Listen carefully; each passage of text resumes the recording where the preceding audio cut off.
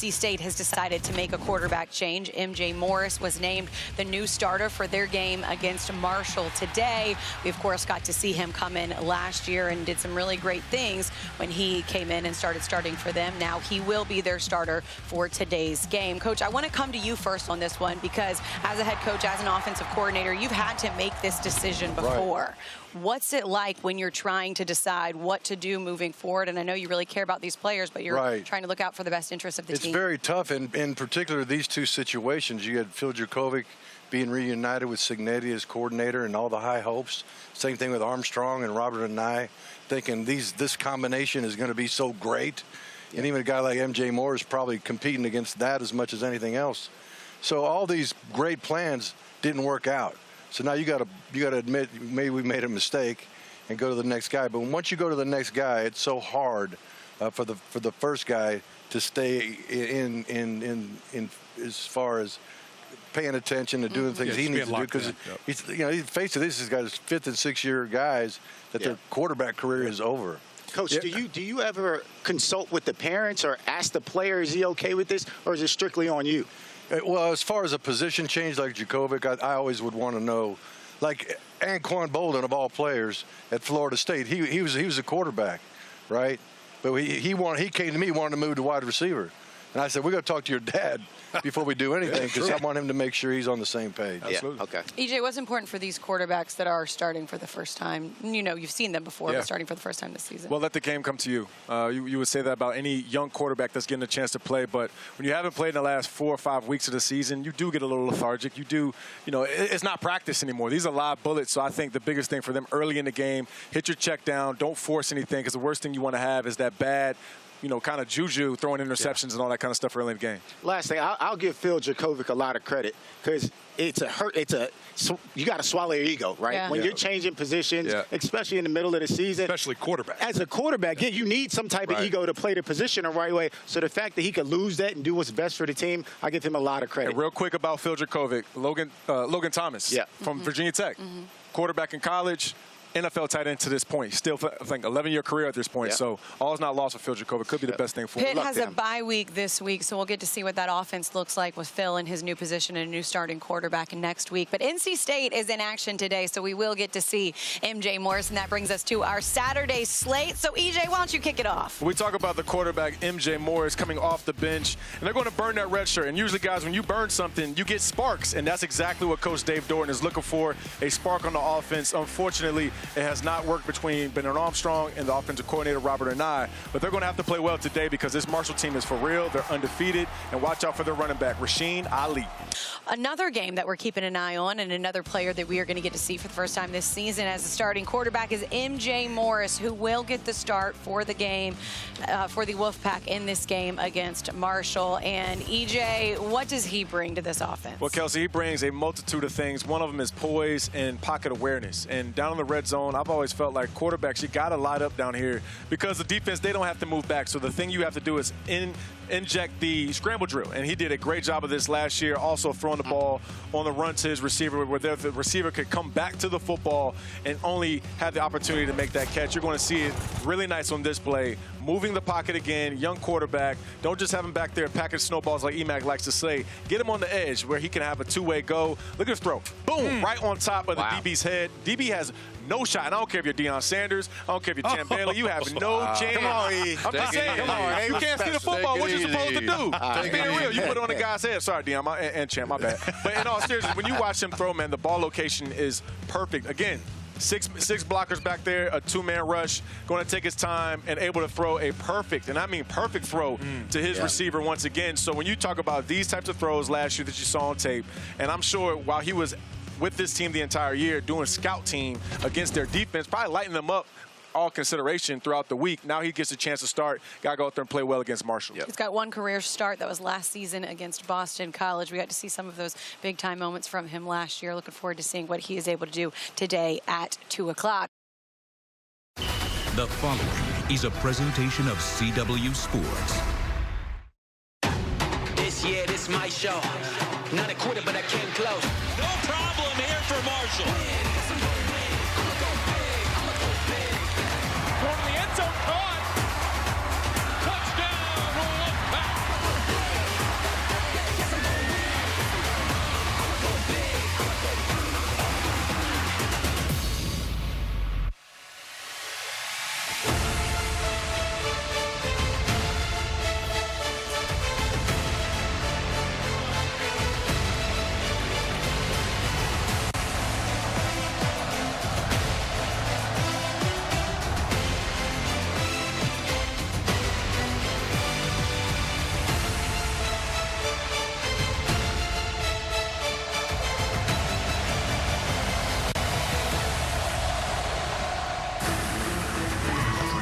SEC football on the CW is presented by Verizon. My plan, the plan for fans. Capacity crowd expected at Carter-Finley Stadium this afternoon for the undefeated Marshall Thundering Herd out of the Sun Belt and the NC State Wolfpack. The Wolfpack gets the Marshall Herd on the CW, and it starts right now. Go Pack! Welcome upstairs to our broadcast booth, everybody. I'm Evan Lepler alongside the great James Bates. Delighted to have you with us. And obviously the headline for NC State, the change at the quarterback position. The offense against Louisville was inconsistent and insufficient. So Brennan Armstrong to the bench, MJ Morris, the sophomore, in the lineup. Can he give the Wolfpack a spark? Well, Evan, when you hold a team like Louisville to 13 points and lose the game, something needs to change, and it turns out for Dave Doran's team, it's a big change. They'll go with the young pup as the starter today, MJ Morris, in just his third career start. He's got to take care of that football, though. Brennan Armstrong didn't do that against Notre Dame. He had 3 turnovers. Against Louisville, 3 turnovers. 7 touchdown passes for MJ Morris last year, only 1 interception. We need some more of that if they're to be successful. There is a package for the lefty, Brennan Armstrong, so it is possible we see him in a goal line situation. We know we'll see the lefty signal caller for the Thundering Herd. Cam Fancher, explosive, dynamic, lefty. He's really good. He's so athletic, and just look at these numbers from last week. 29 of 35. 2 times this season, he's been 80% or better completion accuracy. He's good rolling, throwing those short passes, even this intermediate route right here. The deep passes he's had trouble with, so they will challenge him today and try to hand Marshall their first loss. Marshall trying to stay undefeated. NC State trying to get back on track.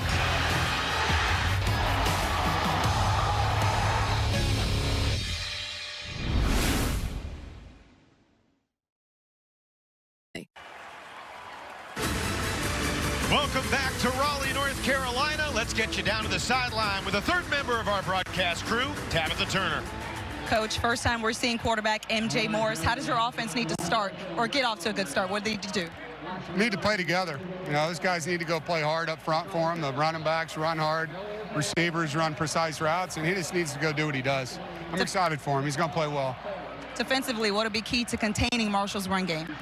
Well, the quarterback, for one, can run around and make some plays, and their tailback's an excellent player. So we got to do a good job tackling. All right, here we go. Thanks, Coach. Good luck, guys. Thanks so much, Tabitha. There's the adversary today here in Raleigh, Charles Huff. He learned the value of hard work, Batesy, from his grandfather, who was a hog farmer in Maryland. Charles Huff grew up cleaning pig pens in the morning before going to school. He said if you do that job, you can do any job, and he brings a hard-working mentality to this Thundering Herd team. Oh, and what a job he has done since stepping on campus there in Huntington, West Virginia, too. No job smaller than cleaning pig pens, he told us on the call this week. Marshall undefeated 4-0. Got their first conference win last week. It is a beautiful day here in the North Carolina capital. Some drizzle this morning, but very few clouds in the sky right now. Expected to be in the low 70s this afternoon. NC State won the toss, deferred. So we'll see the dynamic, disruptive Wolfpack defense led by Peyton Wilson off the top against this high-powered Marshall offense led by Cam Fancher and the incredibly talented young running back, Rasheen Ali. Colin Smith will kick it off. Jaden Harrison is the deep man for the Thundering Herd. Marshall, one of 22 teams in FBS that finished September undefeated. And they keep it going today in an electric atmosphere here in Raleigh. And we are off from Carter-Finley Stadium, and a fair catch made by backup running back Ethan Payne. Marshall will begin from the 25-yard line. Let's take a look at today's impact players, brought to you by Walmart Plus. Walmart Plus members save on free delivery, plus gas, plus so much more. Join today. Evan, it's a defense that did a pretty good job against Louisville's Jawar Jordan last week, an outstanding back. They've got another great one coming in Rasheen Ali. And he can run it, and he runs hard and so physical. Caleb Coombs, the son of a coach at the wide receiver spot out there catching a lot of these balls from the sophomore. Marshall showing an empty formation. Now Ali, the junior back from Cleveland, motions alongside the QB. And the give will go to the explosive Ali, who changes direction and finds some real estate. And he will pick up 11 yards on the opening play of the day. Today's impact players for NC State brought to you by Walmart Plus. Now, Brandon Cleveland may not be a starter even behind C.J. Clark, but just showing you the depth on that defensive front and that nose guard position. It's so important to eat up those blockers. That's why number 11 can go sideline to sideline and make the plays that he does in just about every single game. 5 wide receivers, quick throw to the outside. Darrell Simmons takes it to about the 40. This NC State defense led by Peyton Wilson, who's had double-digit tackles 18 different times in his career, 4 times in 5 games this year. He is playing and leading at an outrageously high level right now for Dave Doran's Wolfpack. Evan, that was big there. Devin Boykin finally back into the lineup. He's been injured. He went limping out after that just second play defensively. Keep an eye on him. Another quick throw to Simmons. And another tackle for Peyton Wilson, and it will be 3rd down. And Boykin's return is incredibly important, particularly because Sean Brown is out for the first half today because of the targeting call in the 3rd quarter versus Louisville 8 days ago. Right, Pack fans didn't like that one too much, and they don't like seeing any of this. There's just been too many injuries there at a safety spot that they thought coming into the season was pretty deep. So we'll take a look at that. We'll check in on Boykin very early on here in Raleigh. Scoreless early, big 3rd down coming up. It was Rakeem Ashford, left side of your screen, that kind of got taken out in some friendly fire. He walked off the field. He's replaced by Cecil Powell. NC State's 3rd down defense, best in the ACC. An opportunity here for the Wolfpack D to get off the field. Cam Fancher throws incomplete off the hands of Caleb Coombs, and it's 4th down. Was there. Nice quick throw and on the money by Fancher. Coombs has got to hold on to that one. The sophomore from Leesburg lets it hit the ground after career highs. What a big day for Coombs against ODU in that come from behind win. 8 catches, 76 yards. Jalen Coit lets it bounce, and it will be downed right around the 23-yard line. Here comes MJ Morris and the Wolfpack offense. Let's take a look at the impact players. Brought to you by Walmart Plus. Walmart Plus members save on free delivery, plus gas, plus so much more. Join today. Who's going to be helping out MJ here, Batesy? Well, the run game, Evan, will help out MJ. It'll help out any quarterback. The offensive line and these running backs, everybody, this offense, they need to get that run game going today. This is the defense to do it against. And, man, what a special show Casey Concepcion has put on here in his freshman year. Outstanding. Casey Concepcion gets the toss on the first play of the day, and he takes it for about 6, 7 yards on a good 1st down play. Impact players for the Marshall defense brought to you by Walmart Plus. Eli Neal right off the bat on that tackle. He was blocked, turned, and burned, and brought him down. He and Owen Porter, 2 senior leaders on this defensive squad. Morris's first throw is intercepted. Former Wake Forest Demon Deacon J.J. Roberts picks it off. It was deflected, and the early turnover for the Marshall defense.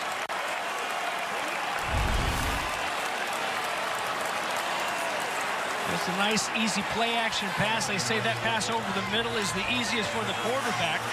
A little bit long, and one that probably could have been caught. Instead, it goes off the hands of the intended target and right into the hands. An easy tip drill, interception, and just what we talked about, Evan, off the top. MJ Morris just has to take care of that football for this defense to go out there and do their job. And immediately, second play from scrimmage, They turn it over. An outstanding field position to start the second drive now for the Herd. Marshall does not have a first quarter touchdown all season. This could be a double pass. Looking downfield, and it's incomplete. Ali, the running back, went downfield. Chuck Montgomery threw a 75-yard touchdown in the ECU game for Marshall. Throws it incomplete here. And you know who's not fooled on this? Guess who? Number 11.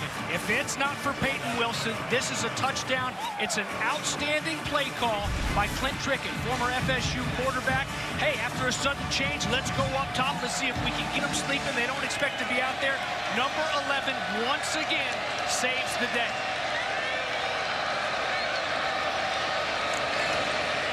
On second down, Fancher completes it. Down to the 15 and inside the 10 is the tight end, Chris Motillo. 20 yards before Cecil Powell brings him down. Nice little read and getting it out there with that left hand. And Motillo, I've seen Tillo, but this is Mo Benatillo at tight end today for Marshall. First and goal. Fancher has won his last 9 games as a starter. He's 10-1 as a starter for the Herd. Ali picks up a couple down to the 6.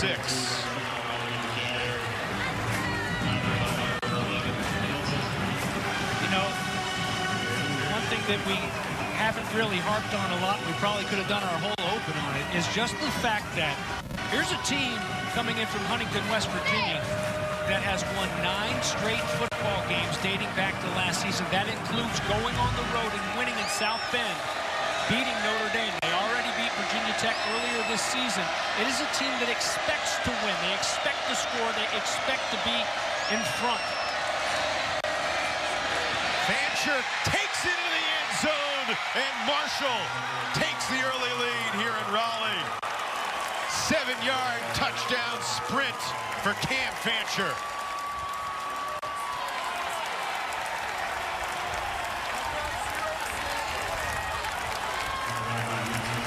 Not how Dave Doran drew up the first 4 minutes of this one. No, look at the big guys up front getting that push and so much space there on the outside. You don't have to be a state champion triple jumper to take that one into the paint, but that's just what Cam Fancher is. Veerhoff tacks on the extra point. He had enough room to do a little triple jump into the end zone if he wanted. He could have. He could have. And it's so important. You mentioned it, Evan. Not scoring a lot of points in the first quarter. Not only do they score points, they do it after a big turnover. And just like that, on the road in enemy territory, the Herd strikes first. A touchdown in the first quarter all year until today. Short kickoff, and it's fielded by one of the up men. And a great opportunity for field position here. NC State set up beautifully.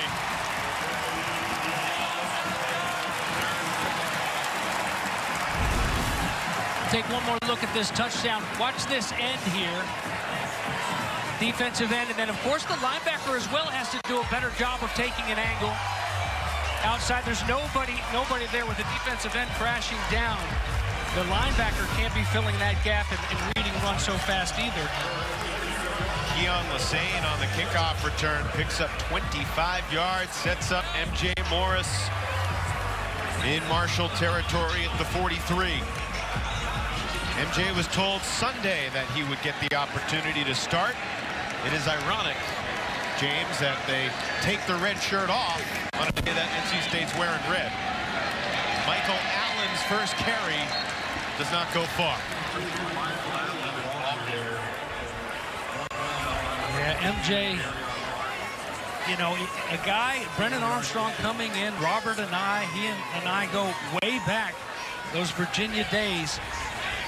And then, of course, Armstrong was by himself there at Virginia last year when I went up to Syracuse, but reunited and decided to redshirt MJ. But like you said, gotta change it up. Allen gets around the end and has a first down. Roberts ushers him out. 14 yards for Allen. And an injured member of the Marshall defense behind the play. It's Micah Abraham. Yeah, they've got some very fast backs here at NC State, and Allen being one of them, the sophomore from Greenville, North Carolina. And just letting him get outside, you can't do it. You got to force him back into all those green hats. Marshall checking on Abraham. Will step aside.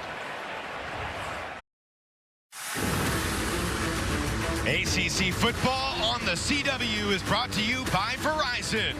My plan, the plan for fans. That certainly looks tasty. NC State looking for the early equalizer. We saw Micah Abraham, the son of the former NFL star Donnie Abraham, get hurt. The ball is on the field. Did Marshall just create the second turnover of the first quarter? Charles Huff trying to keep the Herd sideline from stampeding into the pile. And it's being ruled an incomplete pass. Was it Roberts that came up with it? It was Roberts on the interception earlier. Wow. Talking about dodging a bullet here. Let's see. Yeah, and that's, I mean, it's forward. That's a good call. It created some drama over there, didn't it? Very close. That's why they do that handoff in front of the quarterback instead of behind him, right? Right, an actual pitch and not a handoff. Saw some space in between, so 2nd and 10 now. Harmless incompletion. Now Allen bursts up the middle. He was close, wasn't he? So close to breaking this one. And this is one thing that Marshall has really struggled with, giving up the big plays on the ground 3 times. They had a 60-yard run go against them, plus against Old Dominion last week, and they come from behind win. That was just the running backs. The quarterback had another. Yep. Michael Allen looking for his first career touchdown, but it's not happening on that play. Runs into the big number 99, Isaiah Gibson, of the defensive line. Isaiah Gibson, a former Kentucky Wildcat. And there are a lot of transfers on this Marshall team, about 30 of them just from last season. Loss of 2 on the play. Did you know there's a direct flight from Tallahassee to Huntington? They got 3 former Seminoles on their team. 2nd down and 12. Allen barely gets back to the line of scrimmage. It'll be 3rd and long. Elijah Alston changed the game for the Marshall defense last week with an 85-yard pick 6 to give the Thundering Herd the lead against Old Dominion, a game that they trailed 21-3 before battling back and winning 41-35. Well, Alston, he also had 6 tackles, a tackle for loss, a pass breakup, and 3 quarterback hurries. And there's a huge play on 2nd down to force this 3rd and long. Again, take care of that football, MJ, here in situations like this. Morris down the seam, completes it for the touchdown. KC Concepcion. 17-yard strike for MJ Morris.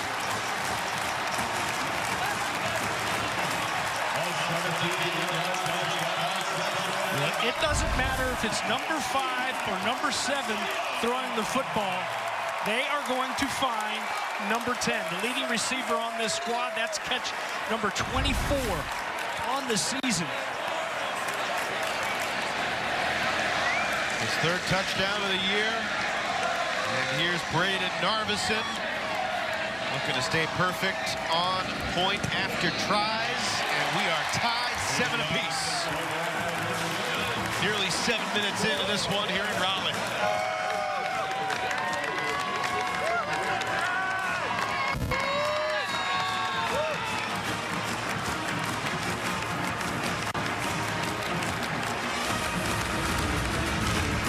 Next Saturday, number 25 Louisville in the Steel City to take on Pittsburgh under the lights in Three Rivers City.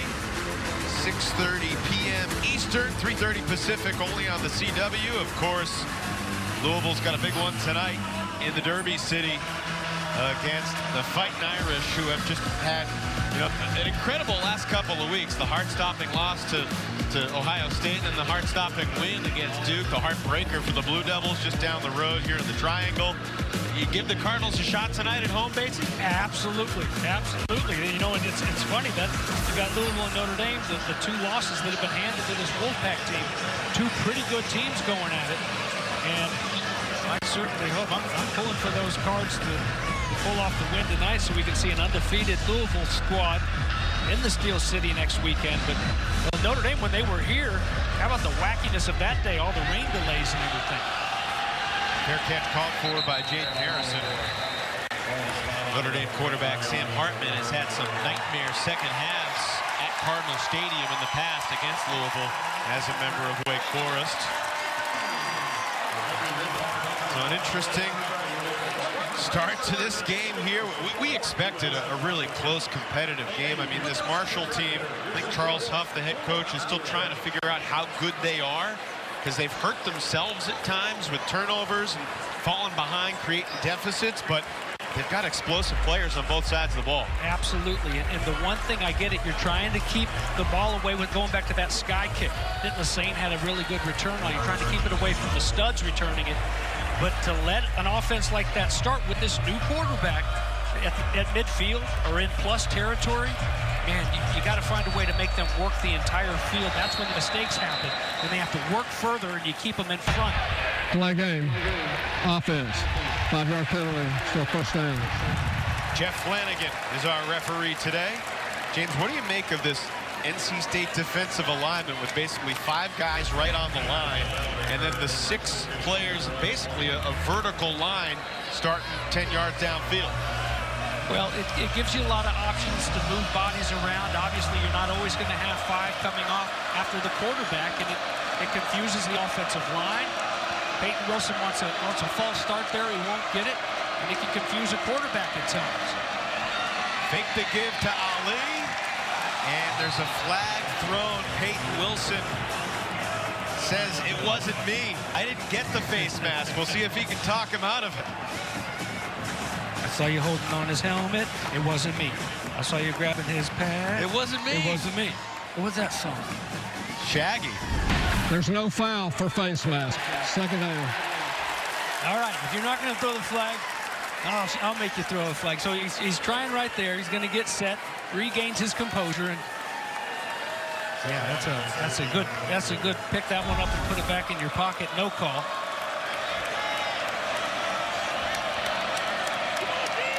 So he picked up 3 after 1st and 15. Now 2nd and long. Fancher runs out of time, scampers away, makes a couple men miss before Shaheed Battle brings him down. It'll be 3rd and about 9. We've talked about his accuracy on some of these shorter throws and what he's done, you know, even in the comeback against ODU last week. But a guy, an Ohio state champion in the triple jump, and a guy who had never really even practiced it. You know what I mean? Like, he just got tired of his coach bugging him. Let's see what he and a herd have for him on 3rd and long. 6 men rushing. Fancher connects on the outside with Darrell Simmons to move the sticks. Now, this is one thing, an offensive line that's only given up 2 sacks. Nice pocket there for him. Nobody even sniffing Cam Fancher. And also, nobody out there in coverage. A bust in coverage, and that is unlike Tony Gibson's defense. Another quick throw to the perimeter, going nowhere this time. Aiden White makes the quick tackle on Caleb McMillan. Gain of 2. We chatted with Tony Gibson yesterday. There's the DC. A lot of West Virginia blood in that guy. Coached at West Virginia for a long time. Fancher looking long, incomplete. Of course, the offensive coordinator for Marshall, Clint Trickett, started his college career as a player backing up B.J. Manuel in Tallahassee. Then he transferred to West Virginia when Tony Gibson was the defensive coordinator in Morganton. Yeah, it's really interesting, all the ties that go back to the state of West Virginia. You mentioned Tony Gibson, but Rick Trickett, played at Glendale State in his college days, a great offensive line coach. Was there at FSU for so long. So here's a big 3rd down and long now. One of the best defenses in the nation getting off the field on 3rd downs. Right now they're showing 3, maybe 4 walking up, and they'll bring them. Fancher does a little pirouette in the backfield, and he is taken down. Red Hibbler has given this D-line such a boost in pass rush situations. Yeah, unlike that last play, we highlighted that pocket. It's all red. Nothing but red jerseys in there, and reacting, getting in on the mix as well is Wilson, forcing him to punt it away. Jalen Coit makes the fair catch at the 24-yard line on the punt from John McConnell. So NC State takes over with 6 minutes to play in the first. Next weekend, Live Golf returns to the CW as the 2023 Individual Championship is on the line. Cam Smith, Taylor Gooch, and Bryson DeChambeau will battle it out in Jeddah. Live Golf Jeddah next weekend, 1 p.m. Eastern, 10 a.m. Pacific, only on the CW. MJ Morris, a paltry 1 for 3, but that one completion, James, was a good one. And that was the last one. It ain't where you're from, it's where you're at, right? And right now, he's at his last pass being a nice touchdown strike. The give is to Julian Gray. Began that play in the backfield, and it's his 3rd carry of the season. Picks up 3 to begin this drive. Well, I like to see that. Nice play call there by Anai. Getting the ball in the hands of Concepcion, not just through the air, but Julian Gray as well. We've all seen what he can do in the return game. Outstanding athlete, another young guy. He's a sophomore. Concepcion, of course, is a freshman. Get the ball in the playmaker's hands. Delbert Mims running behind Chris Tootle, lined up as a fullback. 3rd down's coming up. Isaiah Gibson again, 6'4", 312-pound defensive tackle from Ohio. There's Tyquez Legs, another big body on that Marshall D-line. Robert and I, from Charlottesville to Syracuse to Raleigh. Started on the North Shore, back at Kahuku High School, Red Raider for life. That's way back when. And there's a false start at the bottom of the formation. Dakari Collins. False start. 5. Offense number 86. 5-yard penalty. Still 3rd down.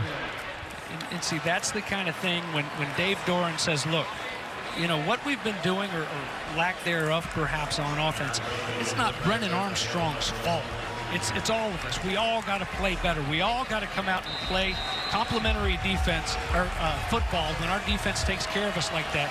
And it's little things like that. You got a new quarterback in there instead of a 3rd and medium. Now it's a 3rd and 13. Quarterback draw, and it's destroyed. My goodness, Owen Porter with another tackle for loss. 4th down. Shot out of a cannon into the backfield. When we asked Charles Huff, before we could even finish asking the question, who are the 2 leaders on, and he said Eli Neal and Owen Porter. Owen Porter, not just a leader in the locker room, on the field as well, coming down underneath, sniffing out that quarterback run. And nothing doing, forcing another punt. Today's the 50th college football game for Owen Porter. That's a shank from Caden Newcastle. Uncharacteristic. He's had a really fine year, but this is going to be spotted deep in Wolfpack territory at the 35-yard line. That's a 16-yard punt.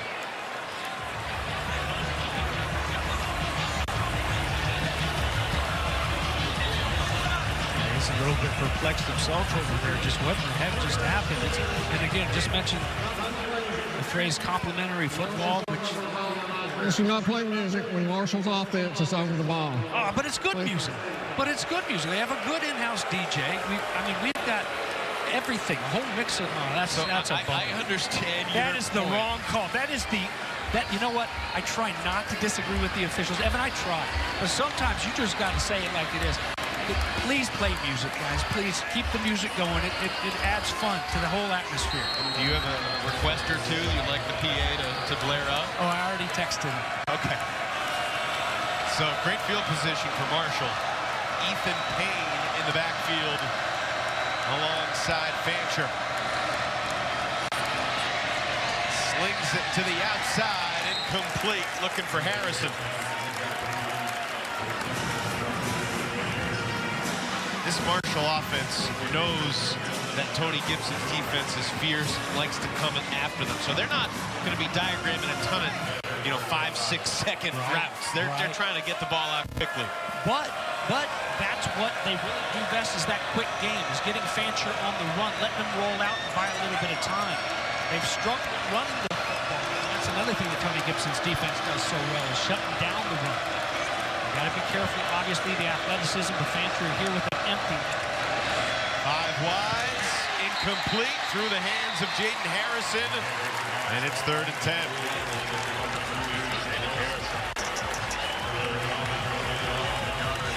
Had to get rid of that one in a hurry. Fancher knew he was going to take a lick. A little bit too quick and too low. So here's a situation you don't envy. Look at the juice crew over there in the red hats. That's what they call the guys that are being red-shirted, that aren't playing so much today. You're going to get your workout in with those red towels, hopping around in the juice crew like Marley Marl's crew in Queensbridge area, New York City, early days of hip-hop. The give to Ali. And he's still going! Rashid Ali stepped out of bounds inside the 10. Was he really knocked down initially? That's the question. Rolling on the field, the runner was not down. First down. And leave it up to Ali. Look at it. Look at it. Never seems to touch, just rolls over and never stops those legs moving. Time after time, when you turn on the tape of Rashid Ali, and a guy who was banged up a lot of last season. So this year, really just kind of getting the hang of things, and they realized early on, man, he's got a motor. He grew up, his dad owns a boxing gym up in Cleveland. He grew up in a boxing gym. So you know he's going to be hard to knock down and knock out. He pops right back up off the mat. Well, Tony Gibson yesterday called Ali an NFL guy. I mean, he's a really talented running back, and Charles Huff knows talented running backs. He recruited Saquon Barkley to Penn State when he was an assistant in Happy Valley. Did you see a shin or a knee or an elbow catch the ground there? Maybe the shin there. Yeah, but do you see it in that frame? And how about just the body control? Even if he is down right here, it's pretty impressive that he can. Yeah, I don't think that you can turn this one over. It's a 23-yard run if it stands. If Brandon Cleveland does get credited for the tackle, it'd be right around the 32, 4th and 7, and probably a 49, 50-yard field goal attempt would be in the offing.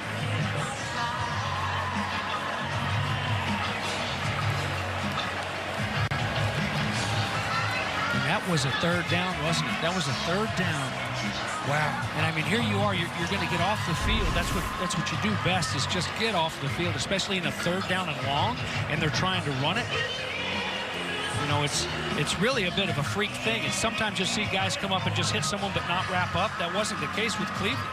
Cleveland getting up and getting moving. Hey, when you're making that tackle there as a former national championship linebacker, as we see the ACC Command Center chiming in, do you have a sense in that moment that he landed on top of you and he may not be down, or do you have absolutely no idea because you feel like you pulled him down? Yeah, he has no idea.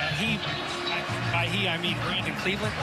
But everybody else, that's why you swarm the ball. That's why you want to see, and that's why you usually see with this defense, when there's one guy being tackled, there's 5 other red hats around, and that's when a turnover comes. That's how you make the turnovers. You know, you help out, but everybody kind of at the same time, just kind of. Did his knee and or shin go down there? It's close, but I don't know if you can say that's conclusive. It's tough with that shadow right there. It's been a long time. After further review, the runner was down at the 32-yard line. It'll be 4th down and 7. Clock will start on my signal. Wow. Instead of 23 yards, Ali settles for 3. That's a big one after that shank punt. And what do you do here? 4th and 7 from the 32. Reese Veerhoff, their kicker, has a long this year of 42 yards. Well, I think it depends on how much faith they have in their kicker. From what we've heard, there's been a little bit of change up with the kickers. They bounce back and forth. Yeah, I would I think go for it here early on, because you miss the field goal, you're going to get it right here anyway. Give yourself a chance at least. Try to keep fighting. Carter-Finley Stadium is getting loud here on 4th down. Marshall 2 for 7 on 4th downs this year. Roll Fancher out a little bit, though, and give him an option, throwing it or running it. Pressure's coming. He gets rid of it, but it has no chance.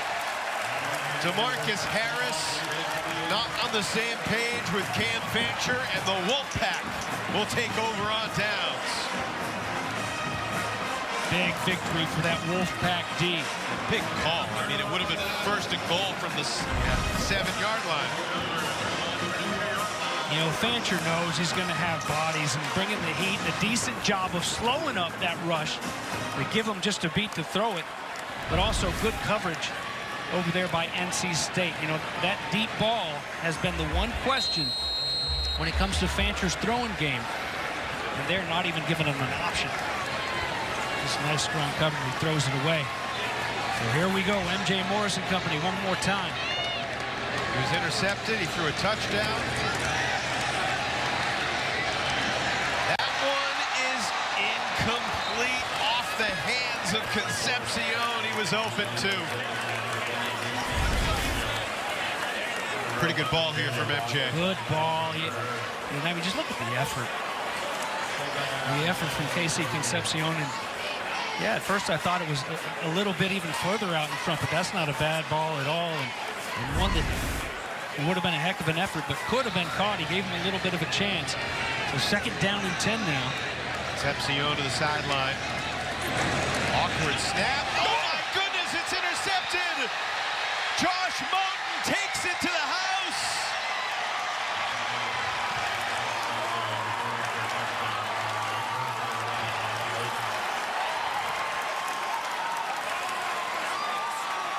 A stunning turn of events.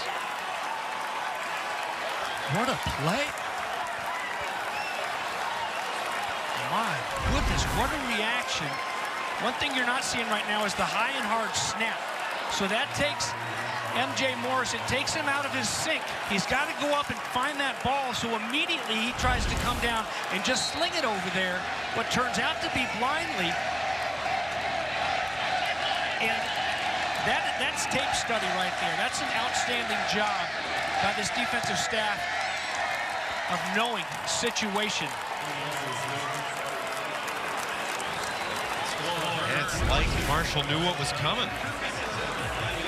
Dylan McMahon, the center, back in there after he's been banged up. And that's absolutely, I mean, Moten, you know, that's watching tape, that's tendencies, and that's just reading it. And you get a certain look, and if you've repped it so many times in practice,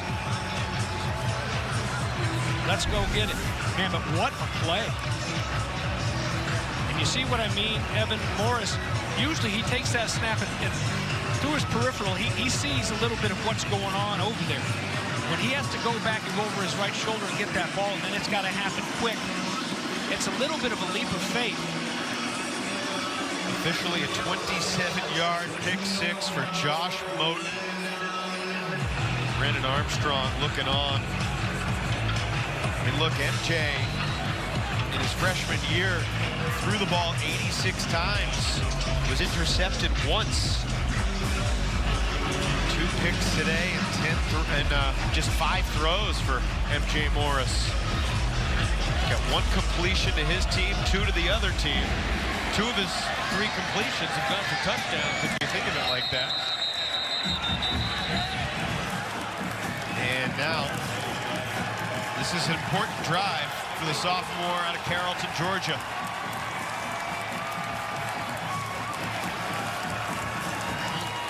How much do you think the snap, the kind of the awkward to the shoulder snap, does that matter on that last pick? Oh, but that's what I've been saying. Absolutely, I think so.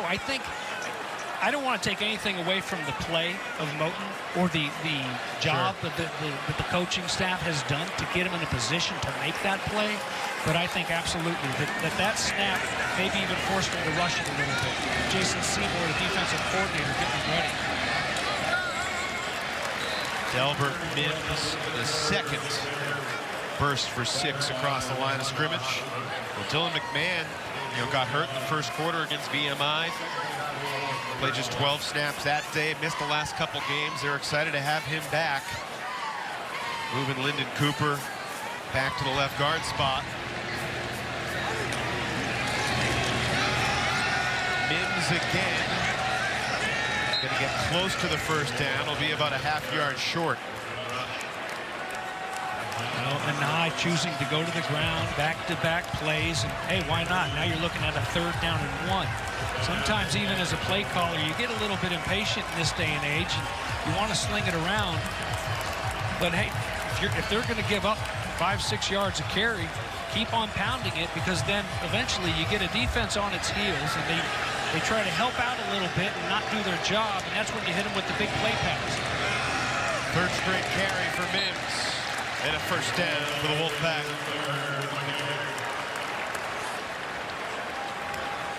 Delbert Mims has played a good amount of football. Today's his 44th career game, the 4th-year junior out of Indianapolis. 5 touchdowns already this year for Delbert.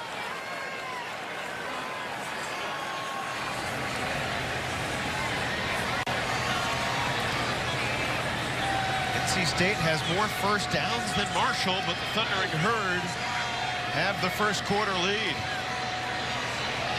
Much better start than the Herd have been used to this season. And we get a timeout. Timeout. North Carolina State. First charge timeout. Timeout in 30 seconds.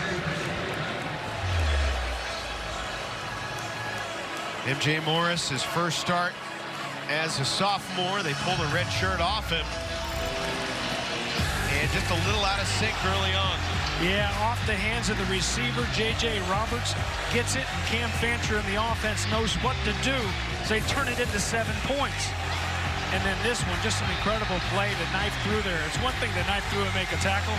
How about an interception? And, oh, by the way, how about an interception and a return for a touchdown?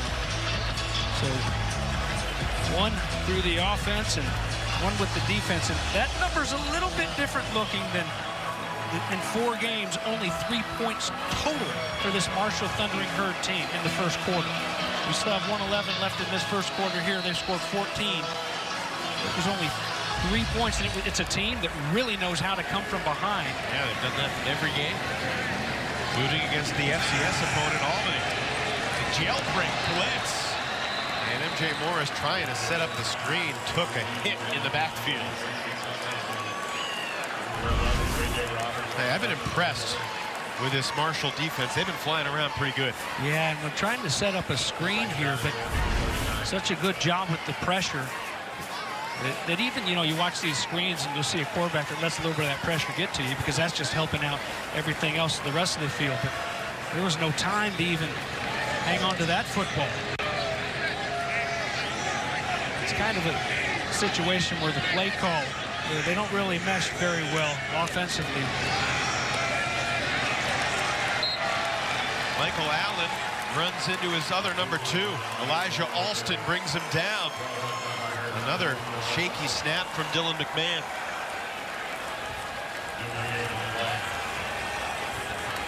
And it's Dylan who's been hurt. He's a captain. He's played a lot of games himself, and it's not like, oh gosh, God, the snaps are a little bit off because it's a new quarterback. That's used to hear that a lot when the quarterback was under center.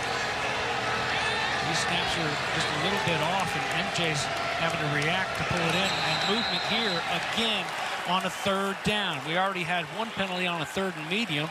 This one comes on a 3rd down and 10. Both sides pointing at each other. Who is to blame, Jeff Flanagan? False start. Offense, number 66. 5-yard penalty. So 3rd down.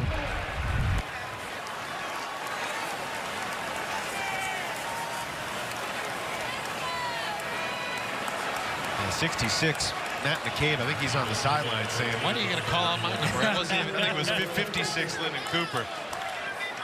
Oh, no. It doesn't look good.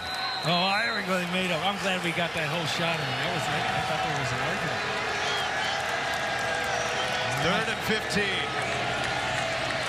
Morris looking. Throws it away. Opportunity for Caden Noonkester to get a little redemption after his last punt coming up here. Absolutely. Good point. Good point. And my money's on him to boom it. And that's, you know what, hey, that's fine, MJ Morris. They're not all going to be first downs. They're not all going to be touchdown drives. Nothing there. He bought a little bit of time. And he gets rid of it. Don't try to force anything in there. And you also notice that you don't see a lot of design runs here early in this first quarter for MJ Morris, where you get quite a few when Brennan Armstrong was in there at quarterback too. Mason Pierce back to return this Newcastle punt. Much better spiral this time. And Pierce is a jitterbug, but he's not getting away from anybody. It'll be 1st down for Marshall from their own 29-yard line. Keon Lassane with the tackle. From the #1 New York Times best-selling author comes Sullivan's Crossing. This brand new CW original series stars Morgan Cohan alongside Chad Michael Murray and Scott Patterson in their return to the CW. Watch Sullivan's Crossing every Wednesday, 8 p.m. Eastern, 7 Central, only on the CW.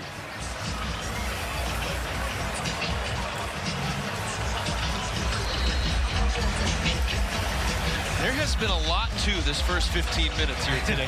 It's been fun to watch. A lot, and here we got 5 seconds left in this first quarter before we flip it over even to the second frame.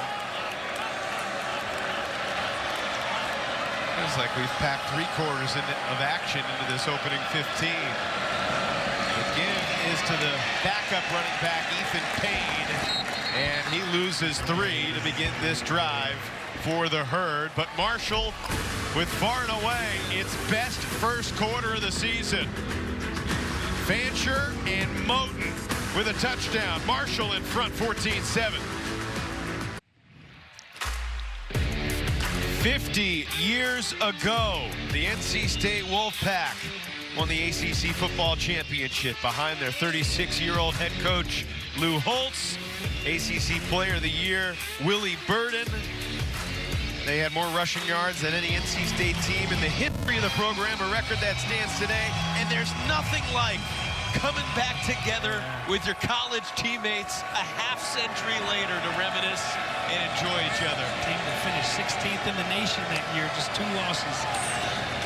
After a wild first quarter, we begin the second with an incomplete pass chance. In that first quarter, each team possessed the ball 5 different times.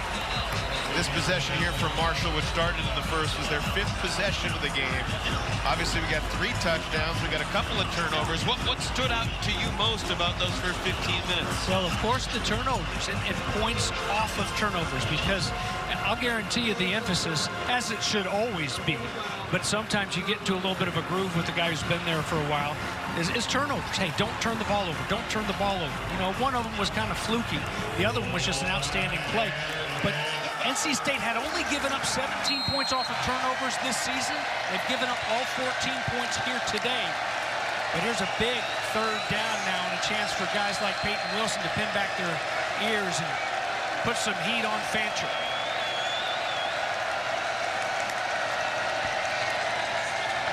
Fancher finally completes a pass after 5 consecutive incompletions.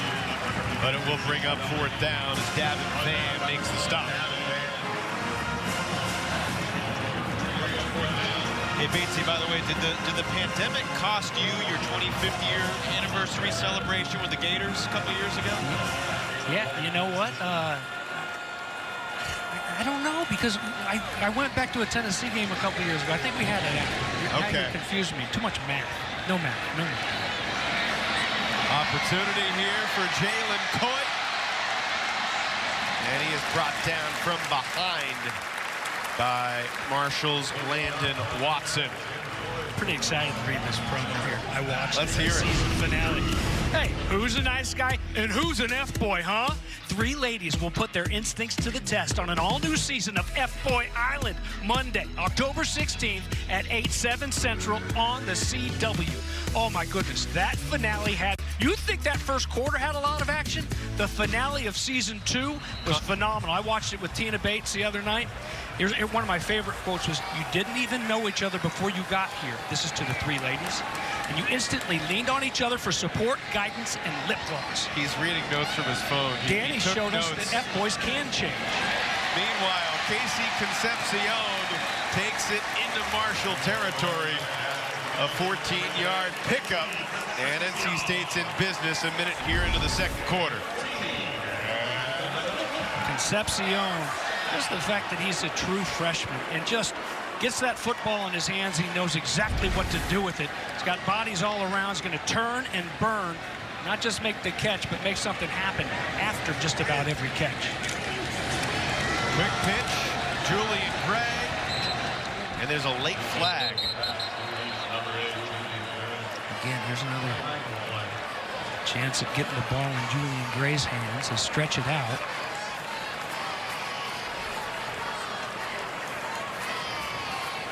I think it's going to be offensive holding. Holding, number 86 on the offense. It's a 10-yard penalty. It's still first down. I believe it happened downfield, so it's not going to be 1st and 20. Might be one of those awkward 1st and 17s that you don't see very often. See where they put the football. It's not a flag that makes an eye happy, you know. Just the rhythm, the momentum.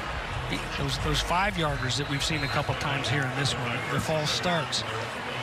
Just get a defense on their heels. You're making first downs. You want to keep it that way. Keep the foot down. MJ back to work. The 8th-year college football veteran Bradley Rosner with his first catch of the day. Nice target for any quarterback to have. We saw him a couple weeks ago against BMI. Make a nice catch in the corner. He's had multiple grabs 4 games in a row for the Wolfpack offense. MJ now 4 for 10, 40 yards, the 1 touchdown, the 2 interceptions. 2nd and 11. And he's got Concepcion again. Down to the 27-yard line. First down, NC State. Another pickup of 15 for KC. Coming into this game, number 10 had accounted for 33% of the receptions on this squad. I'd say he's above that here early in this one, knowing exactly who to find in that situation. MJ Morris to Concepcion for 1 more 3rd down conversion. Just settling right there. Defensively, you got to know where those sticks are. You know, in that zone coverage even. Yeah, you're going to keep them in front. But where are they breaking those routes off of? They're breaking them off at the yard to gain. Concepcion again on the little flip in the backfield. Showing off his athleticism here today, James. Only 1 catch for 7 yards against Louisville last week, and Dave Doran knows that's not enough. Yeah, so now, as promised yesterday in our meeting, hey, look for KC to get the ball, not just through the air, coming down on those jet sweeps.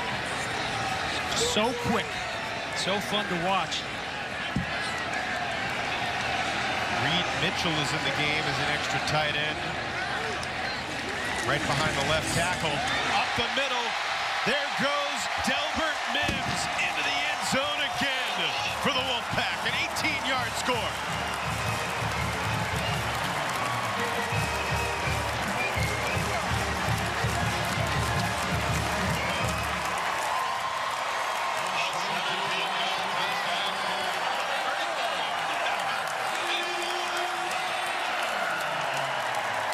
His 6th touchdown rush of the season.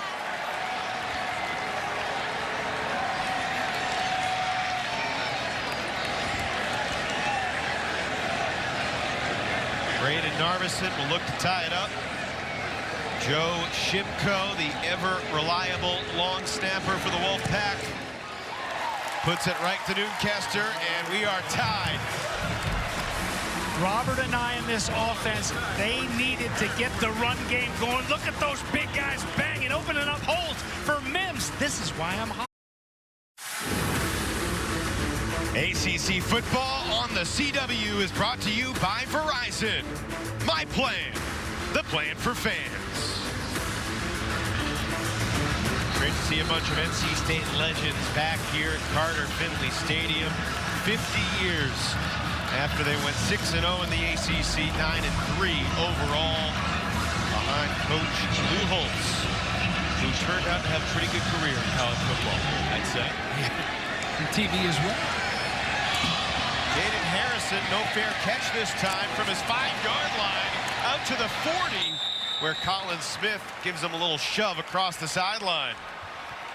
Good field position for the Thundering Herd. Meanwhile, coming up Tuesday on Inside the NFL, the guys will look back at the heavyweight battle coming up tomorrow night between the Cowboys and the 49ers.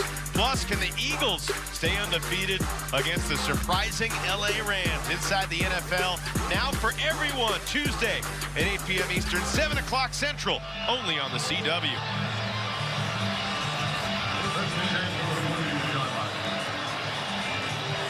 36-yard return for Jaden Harrison sets up Cam Fancher and the Marshall offense at the 42-yard line. Fancher's just 6 for 12. He's run for a touchdown. Rashid Ali. Down. Lost the ball late. Second down. Down by contact.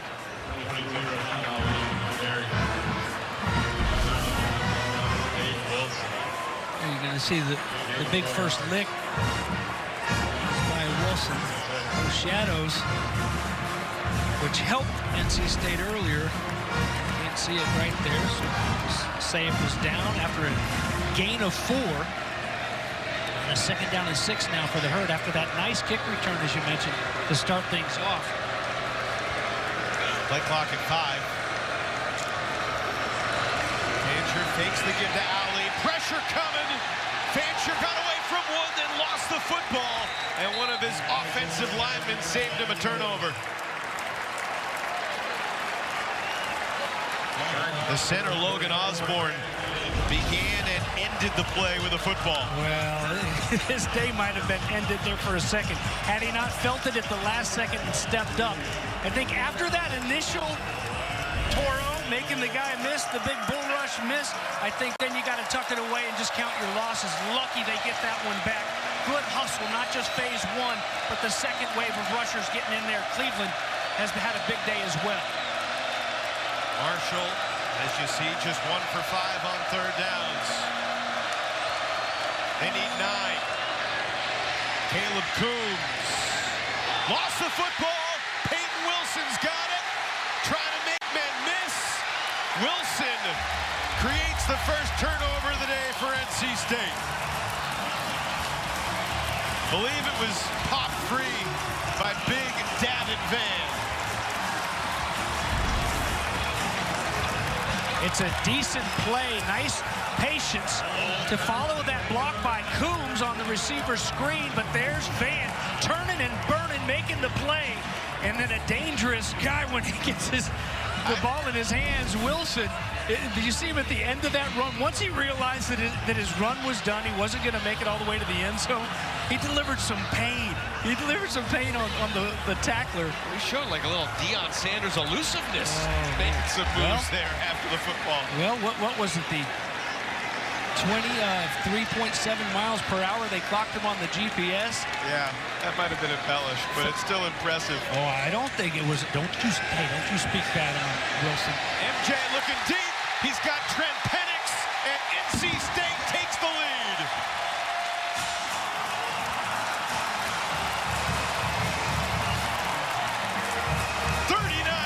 Touchdown for the Wolfpack.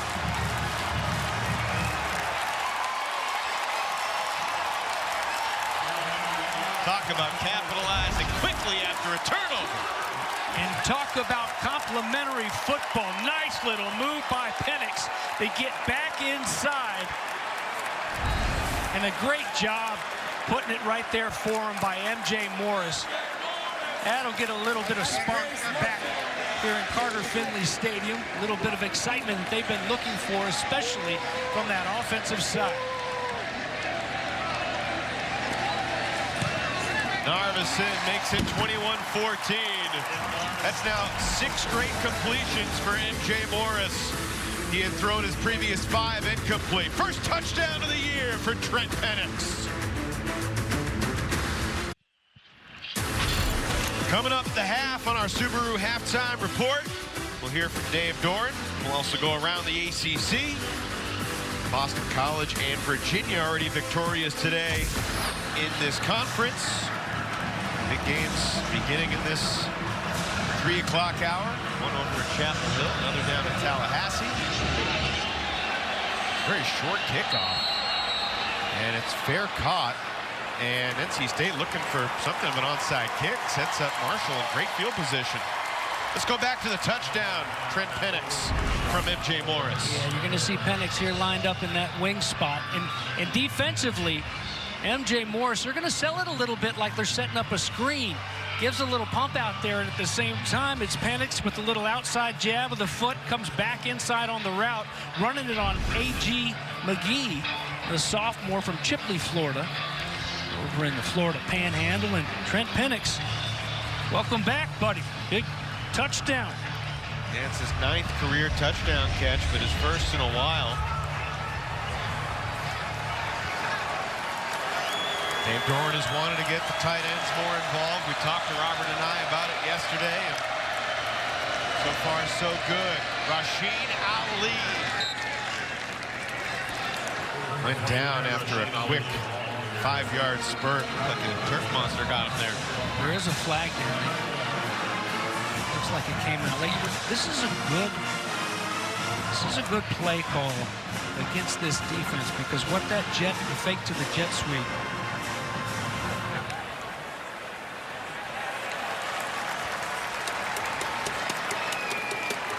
Personal foul. But it gets guys like Peyton Wilson in the middle of that field. It gets them reacting to that. Personal foul, illegal blindside block, number 5 on the offense. It's a 15-yard penalty. Still first down. That stings. McMillan. Let's see if we can find it. And what it is McMillan being a receiver. Wide receiver. Top of your screen right there, it's Caleb McMillan. And outside the tackle box,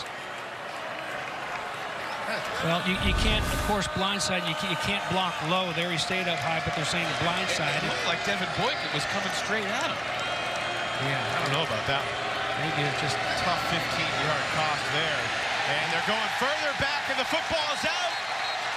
Flanagan rules him down. Otherwise, that would have been a touchdown for NC State's D. Davin Van creating havoc in the backfield again. Van's having a good first half here. Captain on this defensive line. Just going. There were so many great defensive linemen to come through here. And, you know, one thing that you haven't really seen in this game is Coach Huff's team, you know, having back-to-back negative plays, bad plays, or penalties. And they've seemed to bounce right back. Right now, they're in a big old rut, 2nd down and 30. Yeah, it would have been 2nd and 5 if not for the penalty. Now 2nd and 30, and it's Montgomery who takes it back out across the 30, picks up 8. Still a long way to go. And a 3rd and a mile coming up here for Marshall. We talked earlier, this is a team that is comfortable playing from behind. They've done it every week so far this season. Fancher escapes to his left, fakes it. Wilson forces him to throw it away. We knew that Tony Gibson had planned to have Peyton Wilson spot on that quarterback, and he's doing a nice job. Yeah, I mean, how lucky can you be as a defensive coordinator to have a guy like that that can close like that? I mean, here's a guy he's a state champion trackster. Yes, triple jump, but it's the triple jump. You talk about an athlete, a guy that can burn a lot of these defenses. But when you're looking at a linebacker that can sit back there and play against the pass, and then, oh, by the way, if he tucks it and tries to run, I'm going to go run him down. I'm going to turn on my jets and run faster. I'll guarantee you faster than any linebacker in the nation, and probably faster than most defensive backs. It's crazy speed. Peyton Wilson was a state champ, too. He's a state wrestling champ. Yeah. He also played lacrosse. He tried to play baseball, but unlike his brother, he said, he was a little too hyper for baseball, so he got a lacrosse stick, and that was more his style. Jalen Coit with some space sets up NC State at the 35. 7:52 to play in the first half. Wolfpack by 7 with the ball. We take you back to August 24th, 1968. Exhibition game here in Raleigh at Carter Stadium. The Bears and the Redskins. Linebacker Dick Butkus played in that game, and obviously we bring this up in the wake of his sad passing at the age of 80 this past Thursday. A giant in the game of football, a legend in and out of the game, one of the toughest guys to ever take the field, the standard that all other linebackers will forever be measured. Dick Butkus, may he rest in peace. James Bates, as a longtime linebacker with an appreciation for the craft.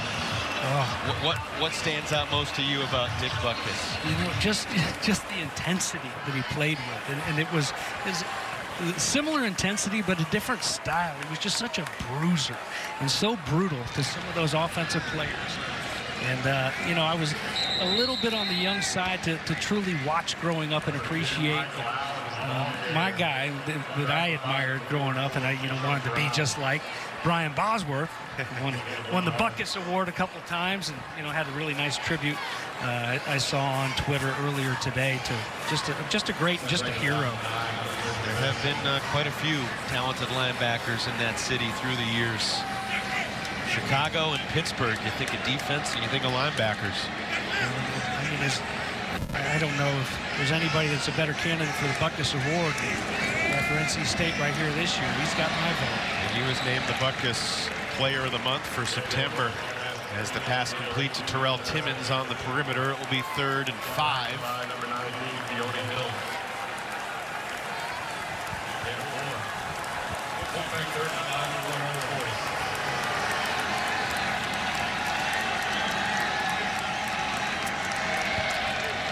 MJ with 2 receivers on each side of the formation. And he missed Concepcion. He felt that pressure coming here. Concepcion running free. He'd looked for him a couple times on big 3rd down conversions throughout this game. And that time I feel like even though he knew he was going to take a shot, he might have rushed it even a little bit because there was plenty of room for Concepcion. Good late pressure by Marshall to force what should be a punt right here, but you got to be careful in these situations. Middle of the field, you got to play it punt safe. 3rd punt for Newcastle. Punts of 38 yards and 16 yards. Talik Keaton back deep this time, and he makes the fair catch after a 35-yard punt, which sets up Marshall, and they'll have an opportunity to tie it late in the half. 6.5 to play here in the 2nd quarter. ACC football on the CW is brought to you by Buffalo Wild Wings. Let's go Sports Bar. Oh, the dude with the blue bags is doing all right. Red, I don't know about the red guy. 21-14. Hey, they did throw a late flag, and here's another look at it. NC State fans didn't love it. Remember, there used to be that 2-yard halo rule. That's gone away. Now it's just 1 yard directly in front of the return man that you have to give them. It's off to the side a little bit right there. They threw a flag nonetheless. Instead of the 25, they start at the 40, and a deep ball looking long. McMillan can't get there. 2nd down. Had a step or two on Aiden White. Well, and there's the one knock. There's the one knock on Fancher. He's not perfect on those deep balls. Not many are, but he's been so good underneath. And here, there were a few steps, and that's one that he'd love to have back. You got to take advantage of those. Group of 5 team coming in, even with your undefeated record, even feeling pretty good and expecting to win games. You're on the road in a sold-out place, ACC football, NC State. You got to take advantage of those. On second down, it's Ali. Devin Boykin with a nice tackle. Set up third down. Good to see number 12 back in there. Remember, he left the game. Second play of the game, I believe, and he's been banged up. Here's a third down and short now at midfield. Marshall to the line very quickly.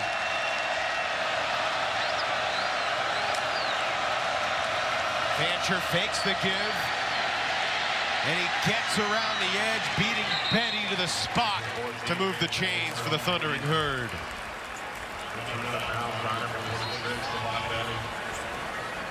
You know, nothing against Betty. I mean, Betty's a heck of a linebacker, junior out of St. Thomas Aquinas down in Fort Lauderdale.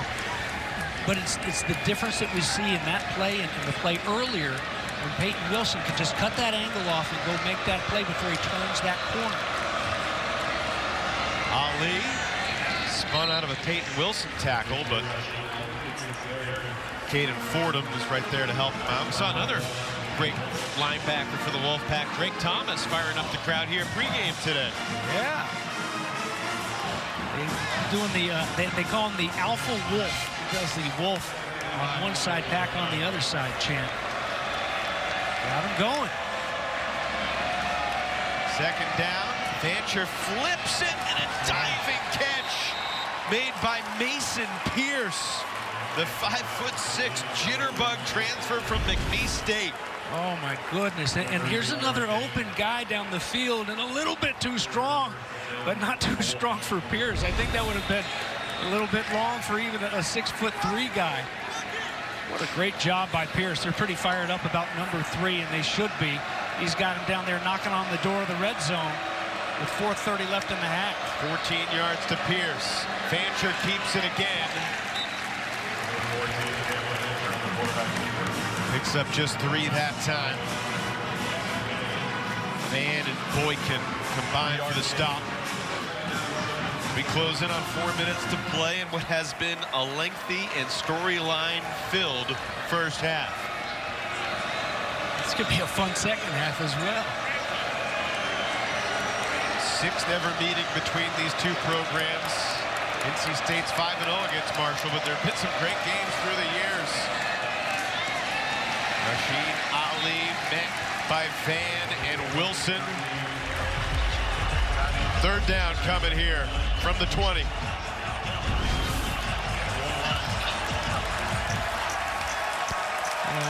One thing that it's easy to do is get caught up in those offensive linemen, to stay back there, react. When that back makes his cut, don't get tangled up with those offensive linemen if you don't have to. He's got some good guys in front of him. They're at that nose guard spot that really do a good job of eating them up. Here comes a third down now. Fancher is hammered by Peyton Wilson. In a game of I Spy, do not bet against number 11.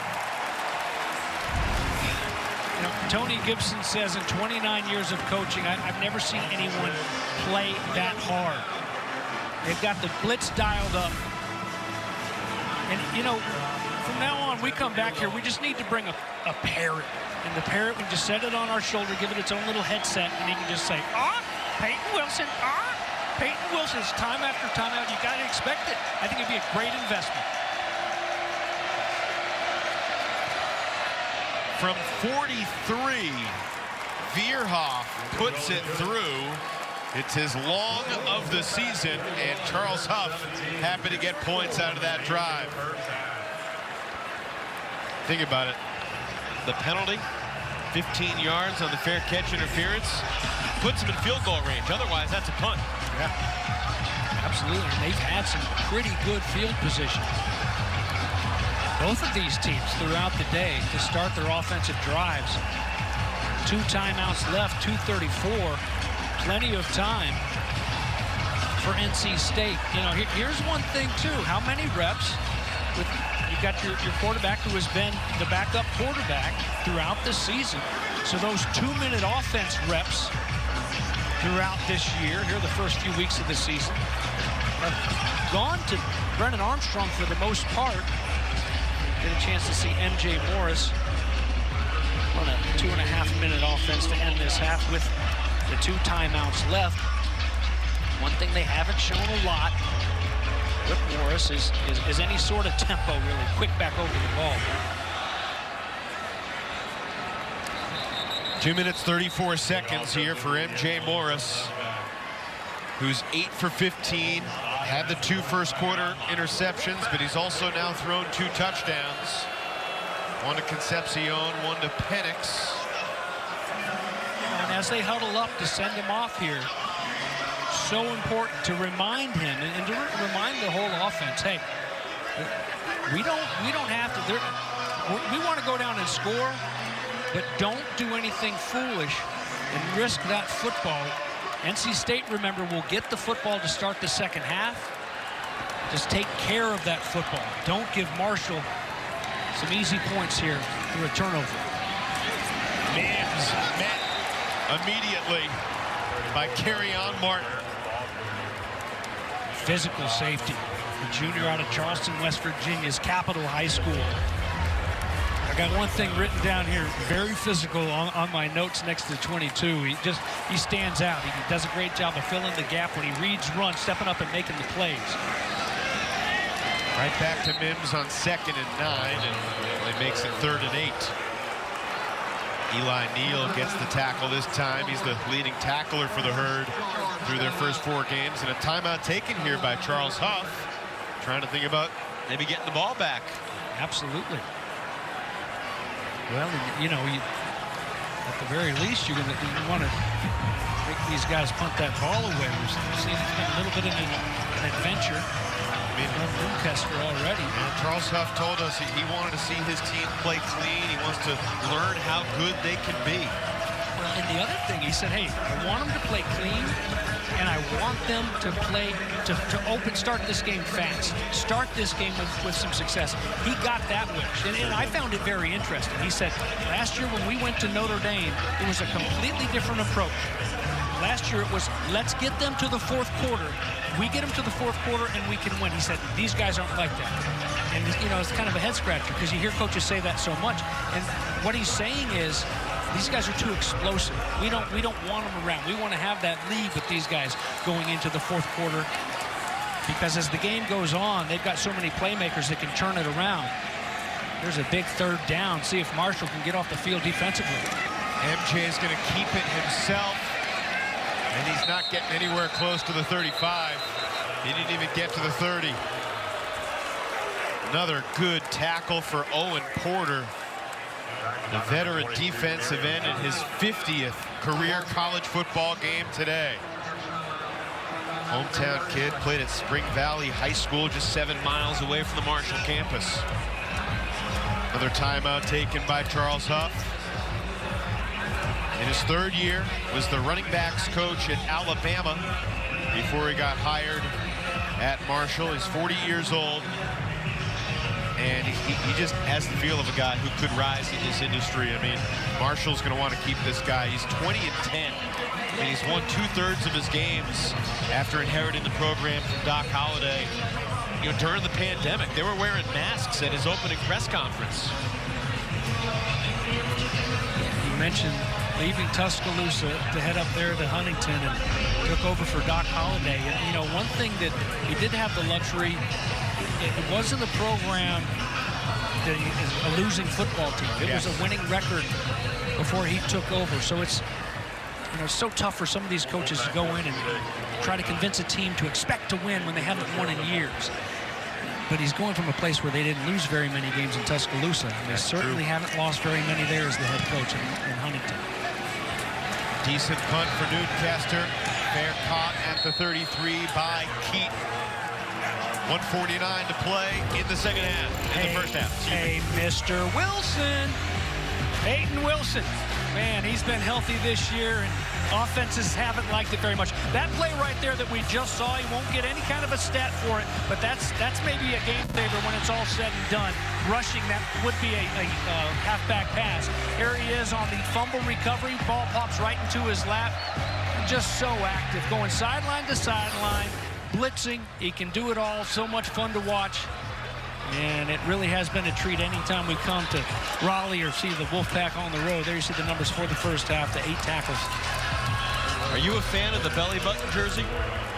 Well, yeah, I mean, if you can do it, if you can pull it off, you know, I never had that midsection where it would look good on me. The guy who wore 44 before me at Florida, he used to go really high. Fee Bartley was a big-time player for the game.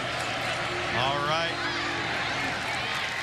2-minute drill here, perhaps, for Marshall. Rashid Ali makes the catch, brought down by Devin Boykin after a gain of 5. Back to that other side. 1 timeout remaining here now for Marshall to go empty. Fancher has time and completes it into NC State territory. It's Caleb McMillan. Marshall in no particular hurry right here.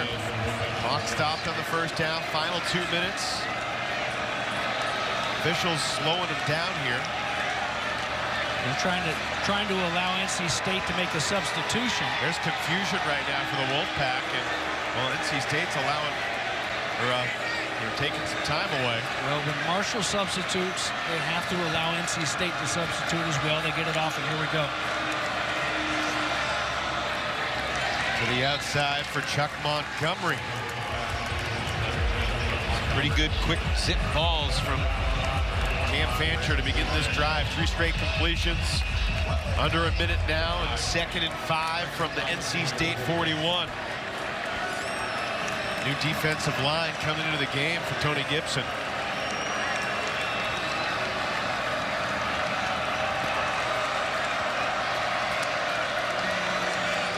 Five wide receivers. Fancher gets it back to the line of scrimmage. Flag deep in the secondary here. Might be a hold. Holding. Defense number 19. It's a 10-yard penalty. Carries an automatic first down. 5th accepted penalty against NC State in this first half. That's a tough one right there. They're going to force Marshall to use a timeout probably in that situation. And instead of 3rd and 5, they use a timeout. 1st and 10, keep the timeout. Big swing. Big swing. Tony Gibson knows it over there. We've got Fitzgerald, who's had to work his way in there. Sean Brown, who still isn't in this game in the first half, will be back in the second half, serving that suspension for targeting. And Jakeem Harris, he's been out the whole season since way back in the opener in UConn. Fancher hits his man on the slant. Down inside the 5-yard line goes to Marcus Harris. Marshall hurries to the line of scrimmage. There's no rush, though. 40 seconds to go. And I think we're getting a timeout from the NC State sideline. Yep. 28-yard catch and run to Harris. His longest reception of the year by far. And he's just set to run free. Again, there have been a couple times it seems miscommunication. Yeah, there was a slip by Fitzgerald, but that's after the fact, trying to go make that tackle. Lucky that Harris wasn't able to get into the end zone. And probably a pretty good timeout right there taken by NC State. Is, hey, we're not worried right now about saving these timeouts to try to get some points of our own. We're worried about keeping these guys out of the end zone. I'm glad you mentioned Sean Brown, though, because the coaches say he's been playing as well as anybody on the defense, and that's a high standard when you talk about what Peyton Wilson's been doing. Well, and, you know, and I mean, it says a lot about Sean Brown, just a sophomore who was expected with all the depth they had at secondary before guys like Harris got hurt. You know, play a lot of special teams, nice backup ball. He was forced in as a starter. Look at him, the start he had against Louisville, 8 tackles, 2 sacks, forced fumble before being ejected, so they'll welcome him back. Get him loose at halftime, he'll be able to play the second half. But first, his buddy's trying to keep this Thundering Herd offense out zone with 38 ticks remaining on the clock. Fancher 4 for 4 on this drive. Fancher spied by Wilson. Fancher tripped up as he dives for the pylon, and he's down inside the 1. Wow, he almost got that corner turn. Something you don't see very often is somebody beating Peyton Wilson to the edge. Wilson just enough to trip him up. And this one I think is going to come back if he doesn't hit the ground. The ball touches the pylon. So that should be a touchdown. If he was still in bounds when it did.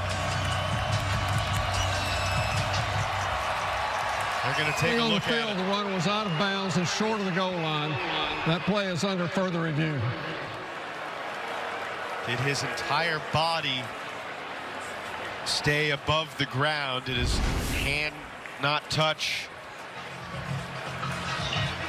That's Fordham that's over there. His hand touch inbounds, Batesy. I think that's a touchdown. And what an effort.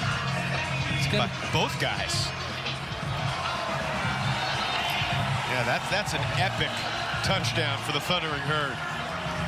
And that was Fordham, I beg your pardon. That wasn't Peyton Wilson over there. Wow. Excellent effort by a guy in Cam Fancher. Mentioned the state champion triple jumper. And that's a guy who didn't focus on it really at all. He just did it, they say, because the track coach kept begging him. Said, all right, well, let me shut him up a little bit. After further review, the runner was not out of bounds, extended the ball to the goal line. It results in a touchdown. Wow, look at Charles Huff. He's fired up. Yeah, he is. Yeah, that was a pretty easy call to go back and look at it. It didn't take a long time. You see it, and just the effort to stretch it out there and touch that pylon. That's all you need for Fancher. No body part hitting the ground, and that is. You think about it, the triple jumper, and to do a triple jumper without kind of like dedicating your life to it and win a state championship, what does it take? It takes precision, it takes discipline and body control. That's pretty good body control right there to get it in the end zone and give the Thundering Herd the lead one more time. Well, this was a triple jump while being tackled by Peyton Wilson. Charles Huff, upon learning that this was going to be a touchdown, let's go.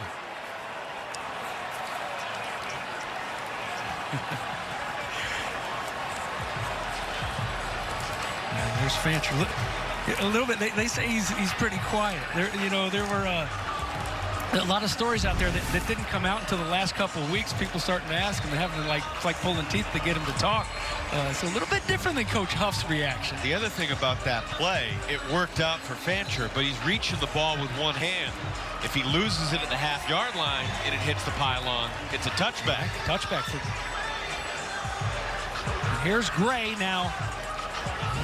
Don't sleep on Gray, because even with 31 seconds left in the half and one timeout remaining, Gray can put you in a situation where that doesn't matter. Just ask Virginia. And Marshall knows it, because we've seen him kick off. We've seen him with the sky kick in this game already. Here they'll kick to him. Returnable if he wants to from the 4. And Gray takes it to the 25. 26 seconds left. I don't know what we're going to see on this possession, James, but it's the 19th possession of the half. This is the 10th possession for NC State in this first half. There's Marco. Well, Evan, I mean, here's what I think you need to say is you just need to be careful with this football. Yeah, you're down 3 at halftime, but you're going to get the ball to start the second half. You had 2 turnovers early, and you really kind of weathered that storm. So be careful with that rock. Oh, my. Off the fingertips of Jacoby Henderson. Intended for Concepcion. That was not being careful, James. No, it doesn't seem like it's that difficult and risky of a throw, but when it's thrown behind him, absolutely. I would be surprised if this is not a handoff to Delbert Mims. on second down. And I also wouldn't be surprised if NC State doesn't come out in the second half and just try to commit to pounding the football. Going to throw it again. MJ looking for Concepcion again. There was some contact. He made the catch out of bounds. You know, and on the other side of that coin too, Evan, hey, there's something to be said about your young quarterback and your team going back into that locker room and being like, all right, coaches have faith. We have faith in our guy. There's time on the clock. We're going to try to go score. We're going to try to march it down the field and make a couple big plays. Let's take some shots rather than taking a knee and kind of whimpering with the pack into that halftime locker room. Let's go in there with a little bit of feel good. If they don't get 10 yards here, we're going to see Noonkester again because Marshall does have another timeout. Mims. You can use it right now. They do. You're absolutely right. 4-yard run. There are a lot of things that can happen. You've got to get that long snapper in there. Not everybody has a Joe Shimko like they do here in Raleigh. One of the best in the game in college football. 55 games for Joe Shimko.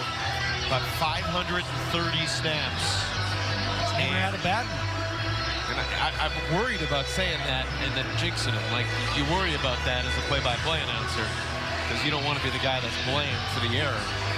So I'm pulling for Joe right here. Well, if Annabelle's going to put it in her notes, then I don't think she's worried about the jinx. The sports information director here at NC State could always impervious to the voodoo job. Yes, but you know, so you got to snap it, you got to punt it. We've seen some. We saw a pretty bad shank earlier. Yes, we did. Kester. So do you come after it, try to block it? What have they seen on tape? Talik Keaton standing back at his own 32 for Marshall. Looks like the Thundering Herd are going to bring some pressure. Nope, back out of it. Best punt of the day for Noonkester. Fair catch made at the 25 with 2 seconds left in the second quarter.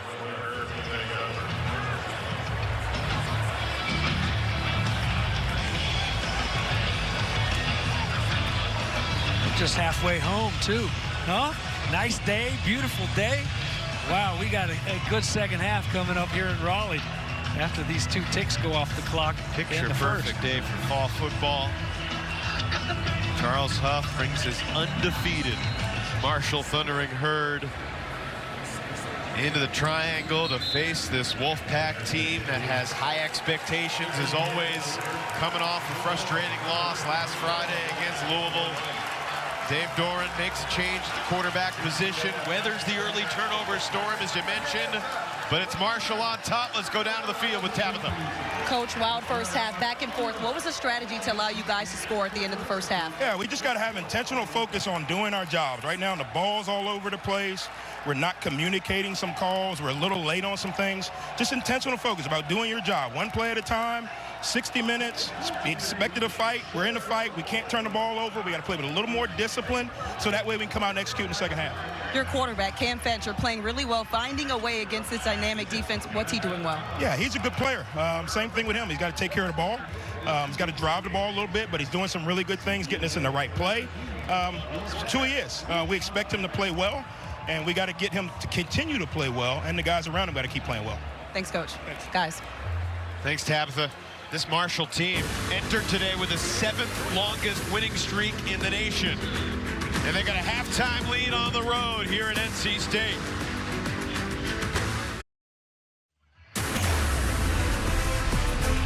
This is the Subaru Halftime Report. Love, it's what makes Subaru, Subaru.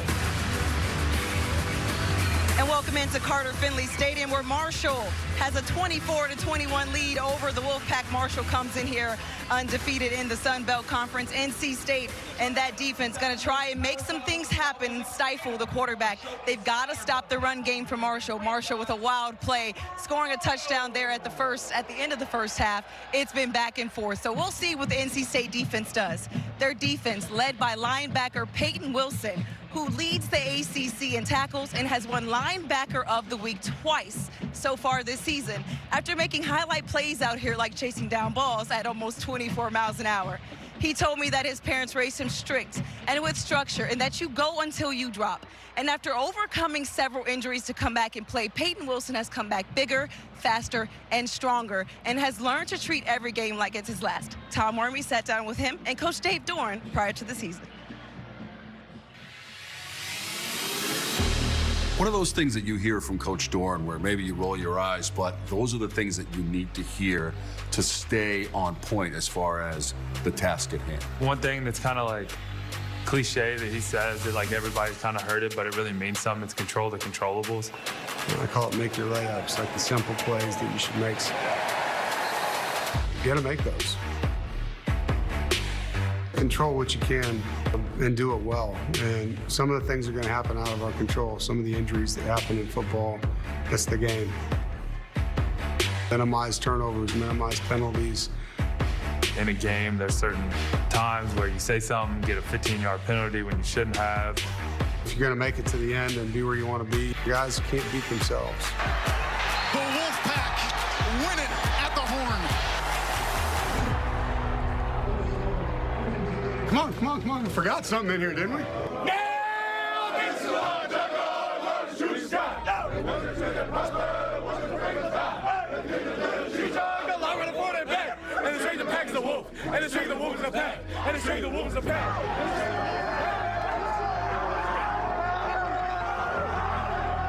NC State's really grown me into the person that I've become today just through trial and tribulation. You know, just getting in trouble when I was a young college student to becoming a mature leader on the team, and credit to Coach Doeren and the way that he runs his program.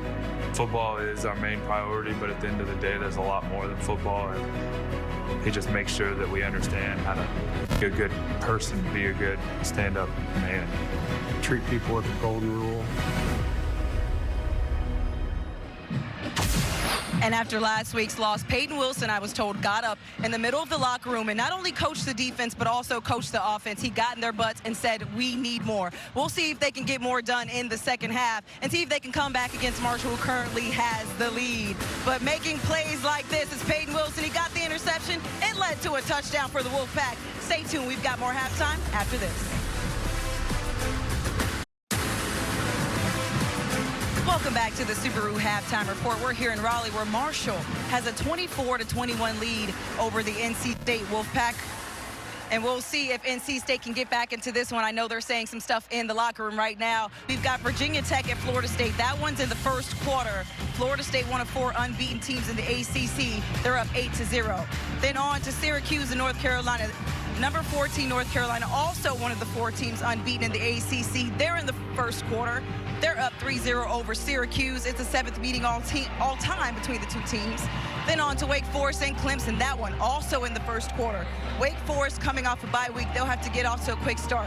Then tonight at 7:30, Notre Dame, number 10, and number 25, Louisville. That's going to be a good one of the ranked matchups. Then on to Georgia Tech and number 17, Miami at 8 p.m. Eastern. So we've got a ACC scoreboard that is packed today.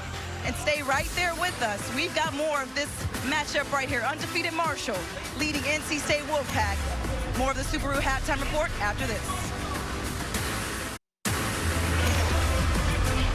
Welcome back to the Subaru Halftime Report.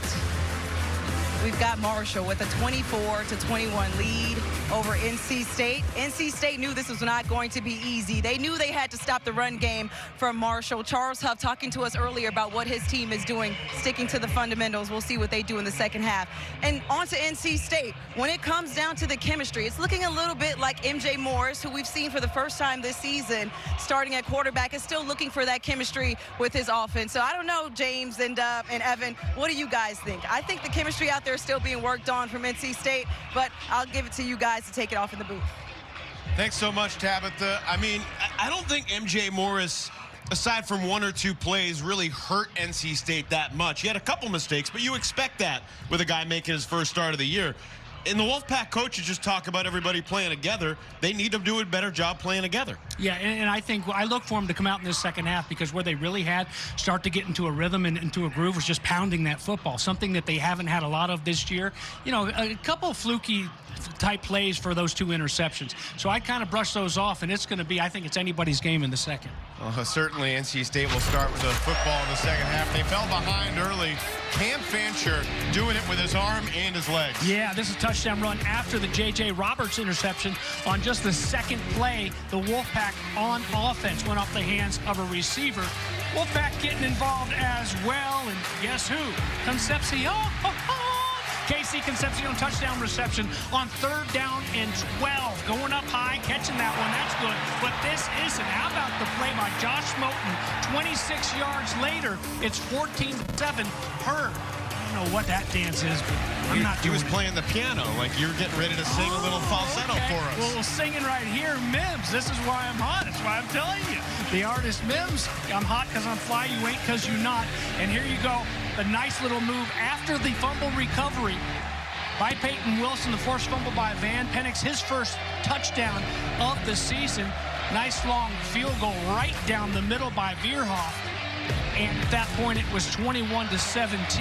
And then from the 4, the last score of that first half, it may be 4 yards from the goal line, but it was 4 yards on the stretch as well. Outstanding athletic ability to reach out there and touch that pylon. And with that, the Herd and head coach Charles Huff are up 24-21 at the half. 3rd downs, you see, Evan, 2 of 9 on 3rd down. That's what NC State does a really good job of, and one thing that Marshall needs to improve on.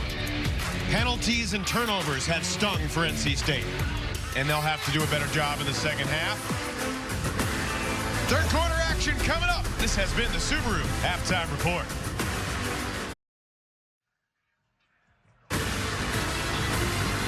Back to start the second half here at Carter-Finley Stadium. ACC football featuring a Sun Belt ACC showdown this afternoon. Marshall in front 24-21, an action-packed opening 30 minutes. Each team, James, if we include the kneel down with 2 seconds to go, each team had 10 separate possessions in the first half. There were 78 combined plays were run in the first half. We saw 6 touchdowns, a field goal, a couple replay reviews. James sung 3 or 4 times, and we're just getting started. We are. Oh, wow, 2-hour first half. Marshall, you mentioned it earlier, and their come from behind win 41-35 against Old Dominion last week. They trailed 21-3, and they've trailed in just about every game this year. So uncharted waters. It's a short 7-yard return for Trent Penix. Out there is one of the up men, typically expected to be a blocker. He picks up a kickoff return, and well, MJ Morris in the first half had his ups and his downs. 8 for 17, 107 yards, 2 scores, 2 picks. Let's see what he can do in quarter number 3. Obviously trying to ease him back in and not running him a lot, but he can run. And there's going to come a time or two in the second half when you're going to have to lean on his legs to help you out a little bit. Use that extra dimension. Second catch of the day for Penix, and he may have lost a yard. Veteran tight end from Sanderson High School here in Raleigh. Right here in Raleigh, and a guy right there in Huntington from Spring Valley High School forcing him out of bounds. 2 guys playing right in their own hometown, Owen Porter. In the era of the transfer portal and everybody changing schools, it's cool to see a guy stay home. Yeah, amen to that. It's cool to see a guy growing up, hey, just dreaming of playing for the Herd or playing for the Wolfpack. Make that dream come true, right? Second down, intercepted. Deani Hill makes the diving catch on the airmail throw. The 3rd pick of the day for MJ Morris.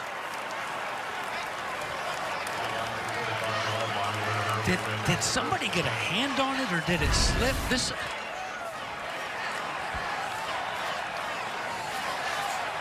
have a look at it. Wow, great job, great shot there. And that's Isaiah Gibson right in the middle, the transfer from Kentucky. You mentioned those transfers. Here's one certainly helping out. And look at the big man go up. You see him separate? Those defensive linemen using those hands separate. If those bodies are chest to chest, he can't get up there. He separates, uses those hands, gets up and knocks it into the hands of Deani Hill. Yeah. Wow. The Gainesville kid, Gainesville High. Purple Hurricane. That's where Tom Petty went. Well, Marshall won't let down. Back down, back down. Cam Fancher picks up where he left off in the first half, gains 8 yards on the ground. I mean, Charles Huff talking about Fancher in the preseason, just the whole game, his presence, his communication, his confidence, his leadership have all been phenomenal. Coming off the best game of his career. Rasheen Ali has had a relatively quiet day by his standards, although he still had 39 yards in the first half, and strong run there to carry the pile an extra yard and move the chains. I'll say, my goodness, I thought he was going to be dropped right at the line of scrimmage. Instead, he carries that whole pack of Wolfpack defenders. Ali was injured most of last year, came back late in the season, was the MVP of the bowl game. Fancher with time. That was a good throw, but it may have been too close to the sidelines, and Caleb McMillan did run out of room. It's incomplete. There were a bunch of packed defenders in this area. He snuck the ball over Peyton Wilson and Devin Boykin, but McMillan had no room. Yeah, you got to know where you are on the field. It was a secure catch, but both of those legs were outside the line. So a nice easy call there in the sunshine. What's left of it here in Carter-Finley Stadium. 3 wide receivers to the left. Fancher looking that way. Pressure coming. And it will be 3rd and 10. You know, I found it really interesting. We went from the shot of Charles Huff when they reviewed that play by Fancher where he attempted to get into the end zone and it was called a touchdown.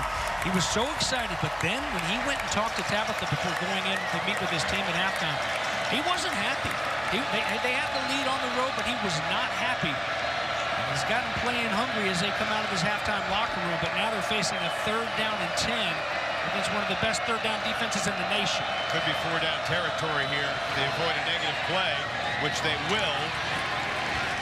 And the pass complete to Simmons sets up 4th and 6.5 or 7.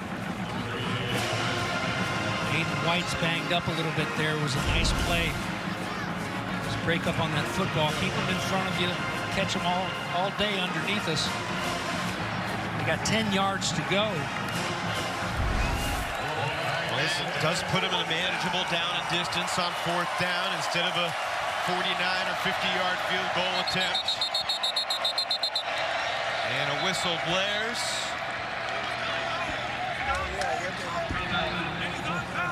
Wolfpack forced to burn a timeout. 2.5 minutes into the 3rd quarter. 4th down for Marshall when we return. ACC football on the CW is brought to you by Verizon. My plan, the plan for fans.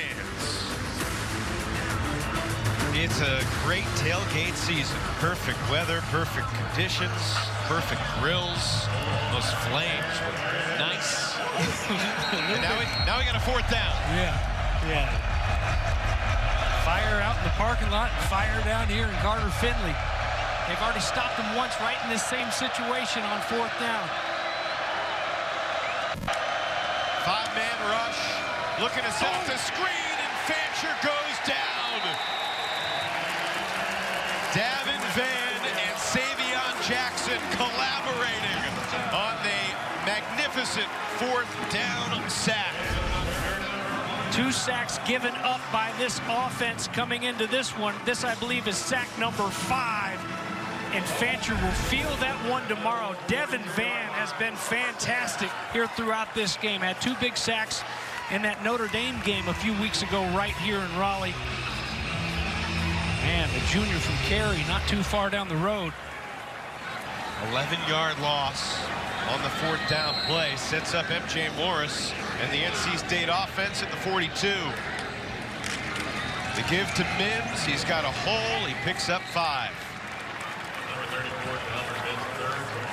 So here they go to the ground. Let's see if they stick with it a little bit. Just let this young quarterback breathe. Let this offense breathe, because they've had a lot of success running this football. Mims is running hard. Nice change up when they bring in Allen. Sets up so much for MJ Morris off that play action pass. MJ steps up, takes off, and stumbles awkwardly with the 1st down yardage. Looks like he's okay. I think he didn't want to slide, but he knew he was going to get in trouble. I think if he didn't slide, he kind of got caught in the middle of thoughts. Look what thoughts will do. It was pretty a lot smoother than it looked on the fly, looked live. It was pretty popping right up. Good job defensively to pull up there. Mims and DeMarcus Jones alongside Morris. Mims hitting the backfield, makes a few men miss, and then shook himself to the ground. Oh, he was mad. There were so many shimmies there, he faked himself out.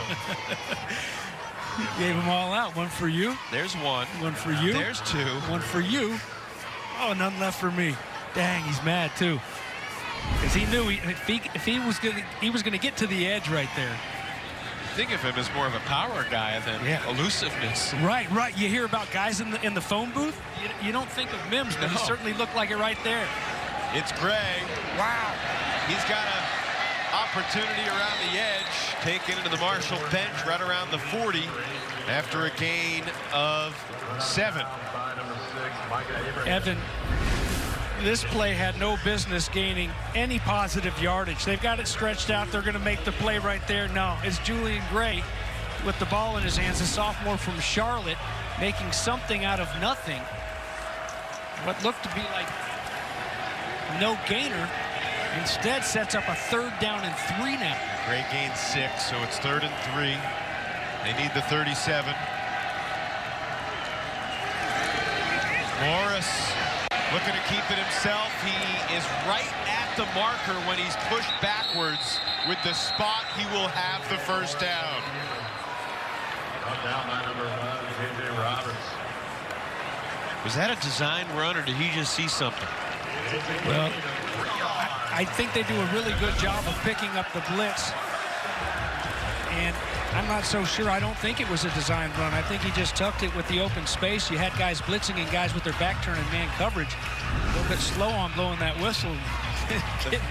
Getting roughed up a little bit. We did see McMahon and Cooper, 3 yards, 4 yards downfield. So it was either a very quick pass or the design run. 1st down. Allen back in there. He's got a seam. Michael Allen to the house. Touchdown, NC State. Wolfpack back in front. 37 yards.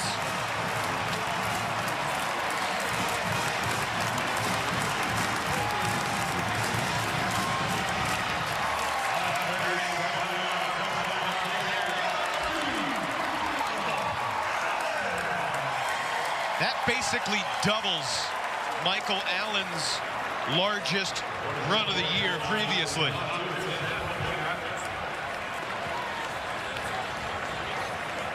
And that's his first career touchdown. First career touchdown rush. He had a touchdown catch last year. Narveson makes it 28-24. Longest rush of the season for any Wolfpack. Yeah, Marshall's given up a couple big runs, and this one was huge for the Wolfpack. They needed some juice, and they got it, and the lead.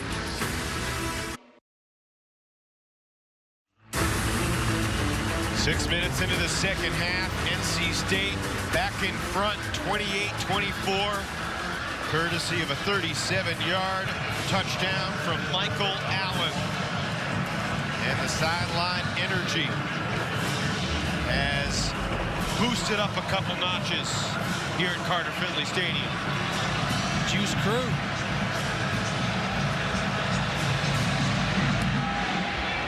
Colin Smith sends it away. Jaden Harrison lets it sail over his head. Coming up on Tuesday, inside the NFL, the guys look back on the heavyweight battle between the Cowboys and the 49ers. That's on Sunday night. And the Eagles looking to stay undefeated against the surprising Rams. So many storylines in the league. Inside the NFL, now for everyone. Tuesday night, 8 p.m. Eastern, 7 Central, only on the CW. I used to go hunt hogs with Channing Crowder. Did you really? Yeah, Channing Crowder and Brian Crum, another one of his teammates in Florida. They used to go hunt the hogs without a gun or anything. Are you talking about like a Florida-Arkansas game, or what? No, hunt the big hogs in the woods. It's hey, these guys now, you're kind of loco. Just like Channing Crowder playing his linebacker there for the Dolphins in his NFL days. Oh, that's complete, and it's Darrell Simmons with room.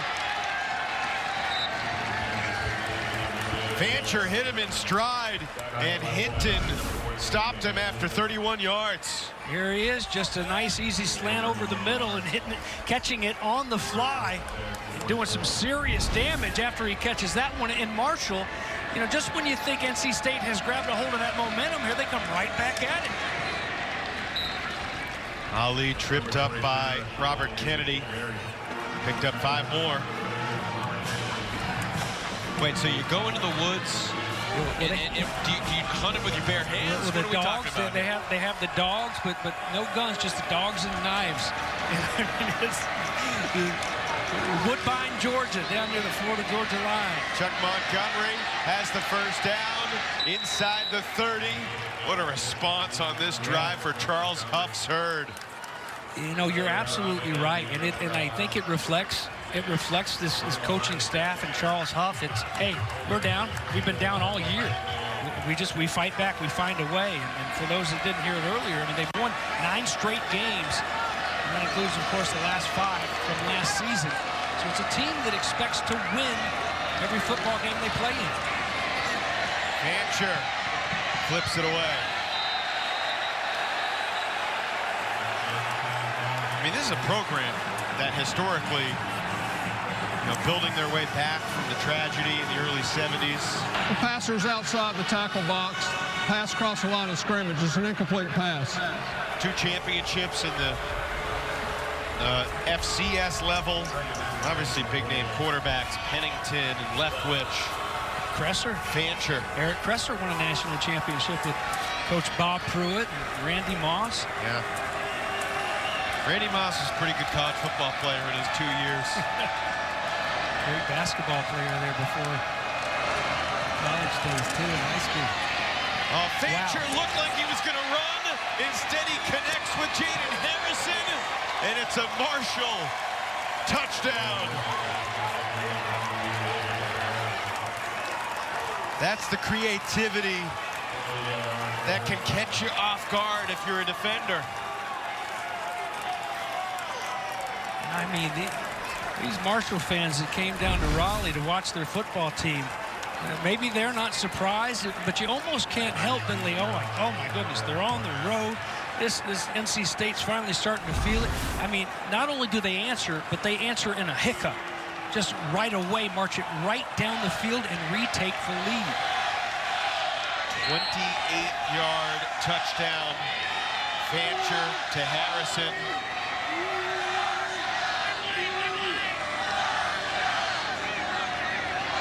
Veerhoff to make it a 3-point game.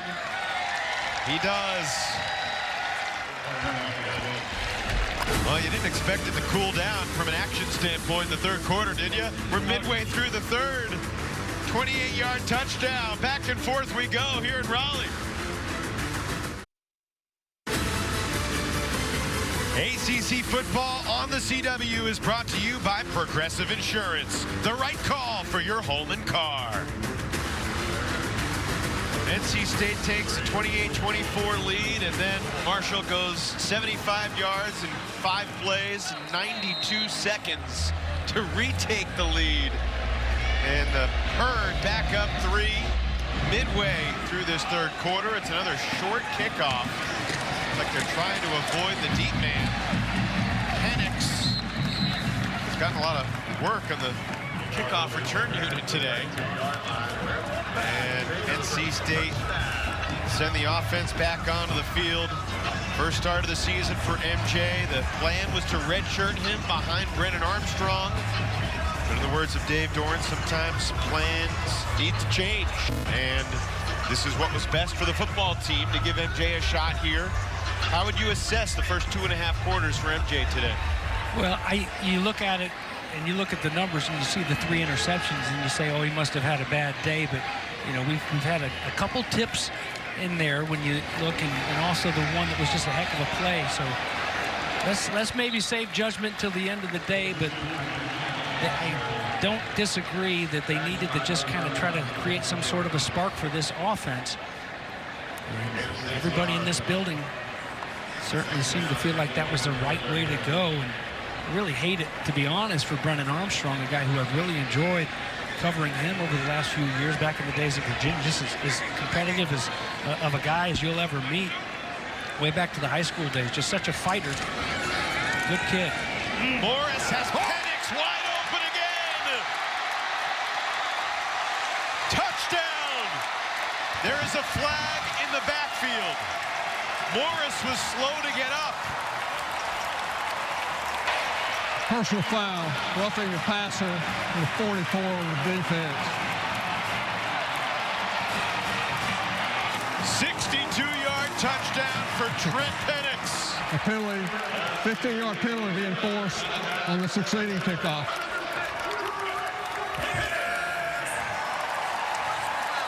Morris shaken up, but the Wolfpack back on top.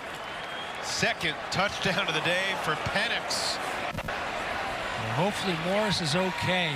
But standing in there knowing that he's going to take a big shot from Keshawn Brown, the transfer from App State. Robert and I gave a little smirk when I asked him if he wanted to get the tight ends more involved yesterday in our meeting with him. I'd say they have played possum with the tight ends long enough, and unleashing Trent Penix has worked out. Had a 39-yard touchdown earlier and now a 62-yard catch. Let's see what happens to MJ Morris here on the release. What a shot. To be honest, that's kind of boom, boom. It was such a violent blow. Regardless, nobody's there on the back half for number 6. There's the training staff and 10 to the sophomore. It's 3 catches, 99 yards, 2 touchdowns for Penix. And a couple of kickoff returns. Yep. He's having a day. 5 touchdowns now for NC State. That 62-yarder, easily the longest catch in Penix's career. We made a big deal about Marshall answering in a hurry. Doesn't get much faster than that one. Pretty quick answer for Anai's troops. Now, he took a pretty good shot, Morris did, to the ribs. We'll see if he's back on the field next possession, or if perhaps Brennan Armstrong gets a chance at some redemption. 15-yard penalty sets up the kickoff from the 50. Love to see Colin Smith try to pop this down inside the 5, although still called a fair catch and get it to 25. He's just going to boom it through the goalposts. And in the student section, a fan was wide open. He had a chance to make the catch, and he dropped it. He got jeered by his classmates. Deservedly so. No bullying. You're not supposed to bully anyone. It's all in good fun. All right, okay. It's all right. There's Brandon's got the helmet on. Now look, the last time Cam Fancher took the field down by 4, took him 1 minute and 32 seconds to take it down the field in 5 plays. What will the Thundering Herd left-handed quarterback do here? Alongside Ethan Payne in the backfield. To give to Payne, Around the right edge with room. Ethan Payne picks up 20. Out of Polka High School in Polka, West Virginia, the mascot of Polka High School, they're the Dots. Oh, that's a good one, Polka Dots. Ryan White finally there to cut him down, but just let him come running free is a good job of getting that edge set by that right side of the offensive line, but nobody there with any resistance. A nice easy trot for the former Polka Dot. Down the sideline, an open man, Simmons. You got to go back a ways. I mean, it's jarring to see NC State's defense get gashed like this. As you see Sean Brown, he had to sit out the first half because of the targeting call last week. Marshall has kind of had his way. They've done a nice job mixing up their play calling. Yeah, well, and Cam Fancher running the show has done a really good job of running this Clint Trickett offense and finding those weak spots. But you're right, but there have been too many guys running free. And these big plays are just proving so costly. Here comes a blitz. Getting rid of it quickly. Bishop Fitzgerald right there to make the stop. Simmons lost his helmet, so he'll go to the sideline for a play. Just a 1-yard gain, second down.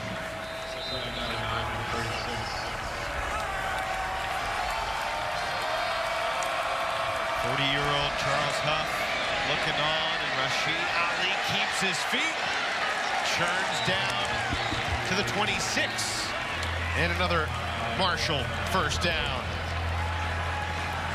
You know, Rashid Ali, he's not a huge guy. He's listed at 6 feet, 209 pounds, but he refuses to go down the first guy in there to try to drag him down. He just keeps it churning. Make the handoff, hitting the tight end Motillo, and he will scamper inside the 20 to the 17. Picks up 9.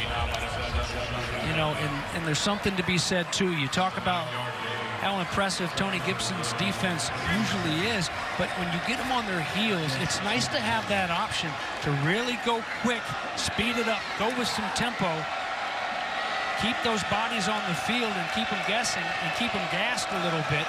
And that's what they've been able to do here for Marshall. On second and short, 5 wide receivers. Fancher takes off, fakes the throw, and Fordham takes him down right at the 10. It will be first and goal. Fancher slow to get up, but looks like he's okay. Some chirping down there between the two teams.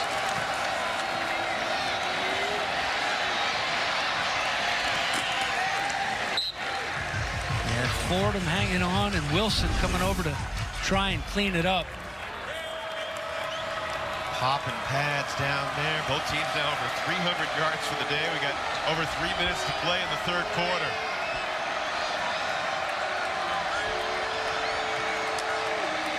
Fancher gives it to Ali, who's hitting the backfield.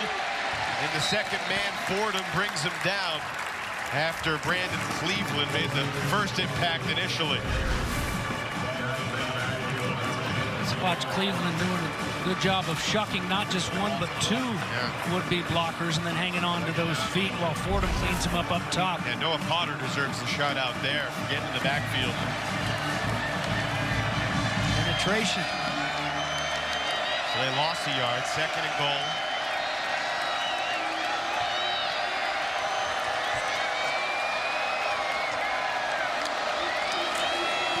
Ethan Payne met by a crowd. Third and goal. Wolfpack defense all over that play. Yeah, and that's the kind of swarm that you talk about. Remember earlier when Cleveland had the ball where it looked like Ali might have rolled out of it? When you swarm the ball, there's no question. You leave no question when you've got 5 hats there on the ball like that play. Third and goal now. Again, top third down defense in the ACC, top 15 in the nation. Fancher and the herd staring down the barrel at him. Fancher down at the 9.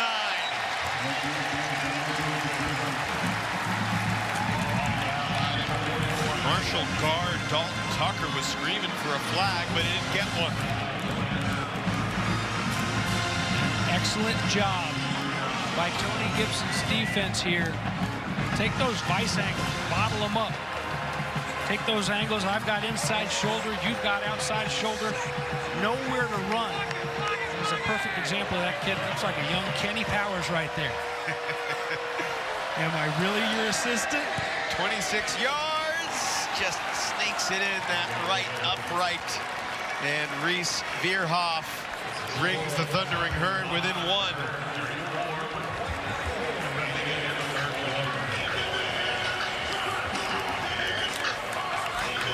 So 1:24 to go in the 3rd. MJ Morris, his first start of the year. He's had some lowlights. He's also had some highlights, James. Yeah, let's take a look at a couple of the highlights. What do you say? All right, there's touchdown number 1 to Penix. And that was after the nice big hit by Van and the fumble recovery. And there's touchdown number 2 to Penix on 3 catches on the day for almost 100 yards. But the last time we saw him on that touchdown pass, he actually took that big hit by Keshawn Brown. He's got his hat on over there. What do you think? I am eager to see what happens.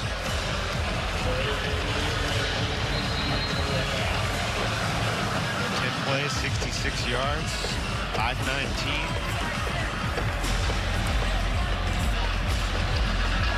Marshall has scored in 6 different drives today, 4 touchdowns, 2 field goals. They're down by 1 late here in the 3rd. As Veerhoff sends it deep. Here comes Julian Gray. Beats one man around the edge to the 25 to the 30. Shouldered out at 32. Will it be MJ or Brennan? Looks like MJ's coming back.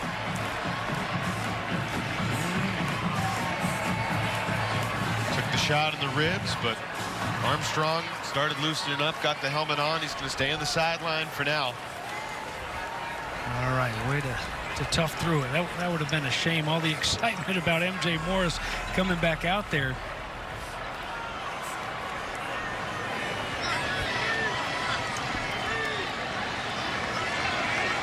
First down for the Wolfpack from their own 32.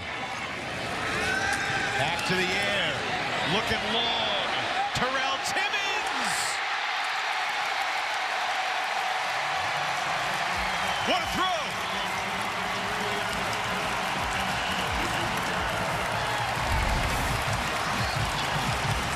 That ball seemed to take forever to finally end up in the hands of 82. He had steps. That ball's thrown out in front of him, obviously. He's in the paint, but hey, they'll take the great big catch after everybody wondering if MJ Morris was going to be okay after the hit. Oh, the ribs might be a little bit sore, but they can still throw that deep ball and drop it in the bucket to Terrell Timmons. 47 yards to Timmons. Now to Gray. Marshall's defense swarming around Julian Gray there. It was a nice job by that defense. Obviously a dangerous guy out on the edge, but it was a hustle play that helped to drop him, and not just drop him, but drop him for a loss of 2.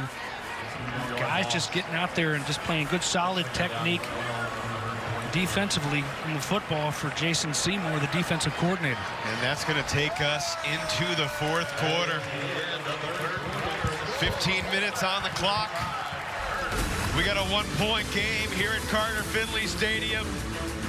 2 teams battling to the end. Can Marshall stay unbeaten, or will NC State get the win?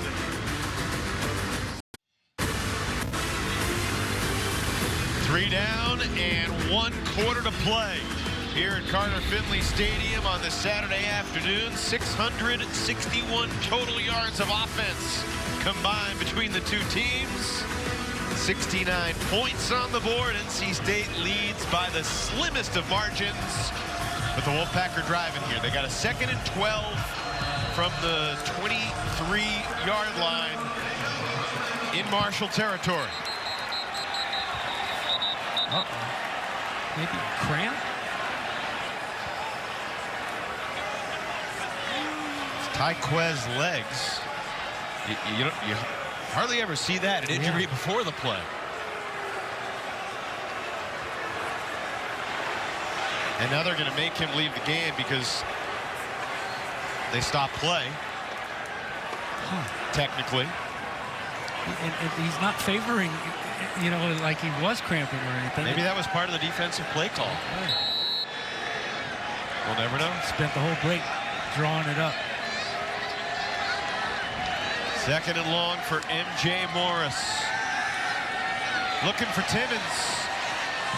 Incomplete. M.J. Morris pass, all incomplete. Intended for number 82, Terrell Timmons Jr. Deani Hill there in the coverage for Marshall. Well, and Hill lucky that he gets away with this one. A lot of separation. He's trying to go for that ball here back behind Timmons, which you don't see a whole lot. And it's a good job to be aggressive and try to go up and get it. The sophomore out of Gainesville, Florida, had an interception earlier, but man, you don't want to mess around with that space with those bigger receivers down near the end zone. 3rd and 12. Morris again to the end zone. No flags. Would expect Braden Narveson to attempt a 40, 41-yard field goal here.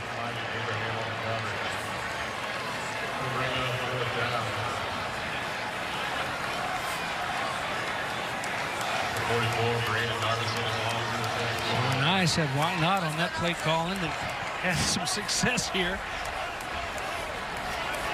Last few minutes of throwing that deep ball. Let's try it again. This will be spotted just inside the 31. Call it a 40-yard attempt. Narveson got it.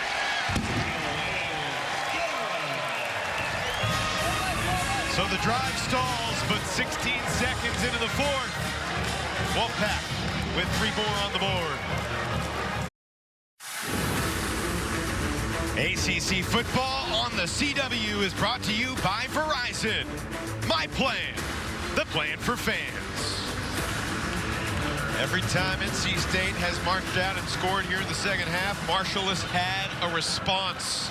Can they do it again? Certainly plenty of time for Cam Fancher and the Thundering Herd. And it's another short onside-esque kick. And why are they doing that? That gives Marshall possession at the 44-yard line. Yeah, they've done it. They've done it a couple times, and but it's not like a huge sense of urgency to go cover it. So it's not like, hey, we're going to try to pull one on them right here. I mean, they're trying to get the ball on the ground, but they're popping it up in the air. When you just took a 4-point lead are you that afraid of the returner? I don't think so. Well, just kick it out the back. You've seen something on tape, a guy turning his back, and maybe they feel like, they can hit somebody with it and go down there and get a shot. But wow, you're right. I mean, make them drive the length of the field, keep them in front of you, force turnover. Bewildering choice for NC State special teams. Ali spun down by Shaheem Battle, a yard shy of midfield. There's one 5-yard run, and they're basically at the 50. Well, and that's key too. The fact 1 5-yard run. Right. The question was, hey, is Marshall going to be able to run the football on these guys? And they've answered that. 5 yards on first down. Any offensive coordinator would take that every single day. A lot of success trying to stay in front of the chains. Off the fingertips of Caleb McMillan. And it will be 3rd and 5.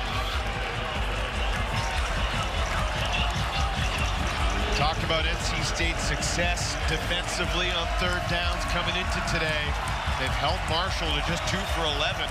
Hurt haven't had that many 3rd downs to convert here through the 2nd half in particular. Well, Evan, 2 for 11 on 3rd down, and also the Pack has pitched a shutout. The Herd 0 for 2 on 4th down tries.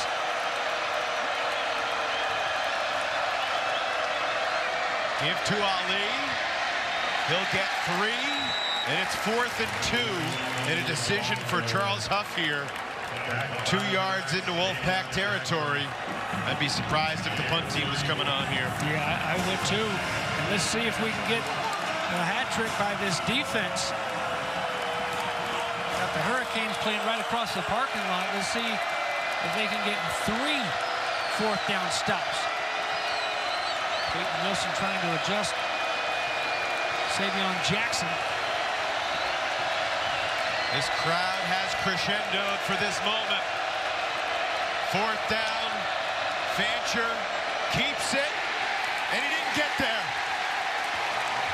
He took the ball. The ball is loose. There has not been a whistle, and Sean Brown, making Robert Kennedy, has it in the end zone. We'll take a look at the replay. It's a touchdown on the field. Rolling on the field was a fumble. The Carter-Finley defense resulting in a touchdown.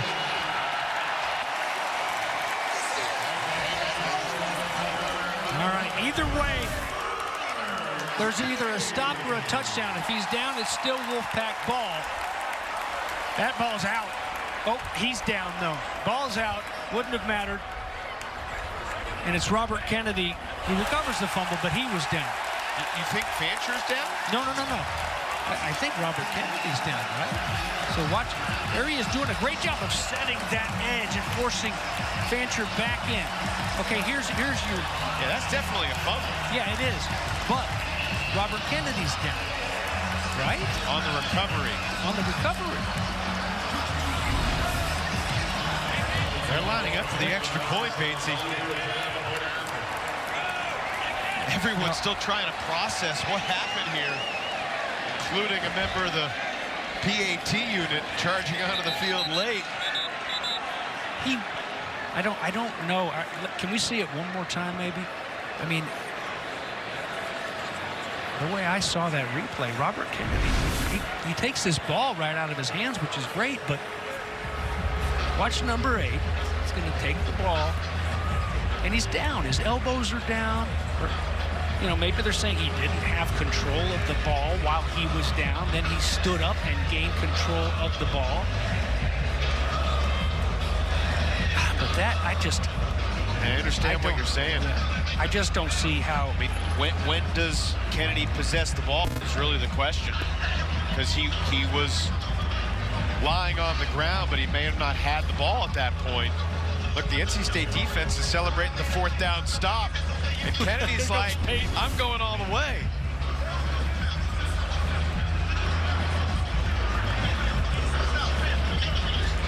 If it stands, it's a 52-yard touchdown for Robert Kennedy.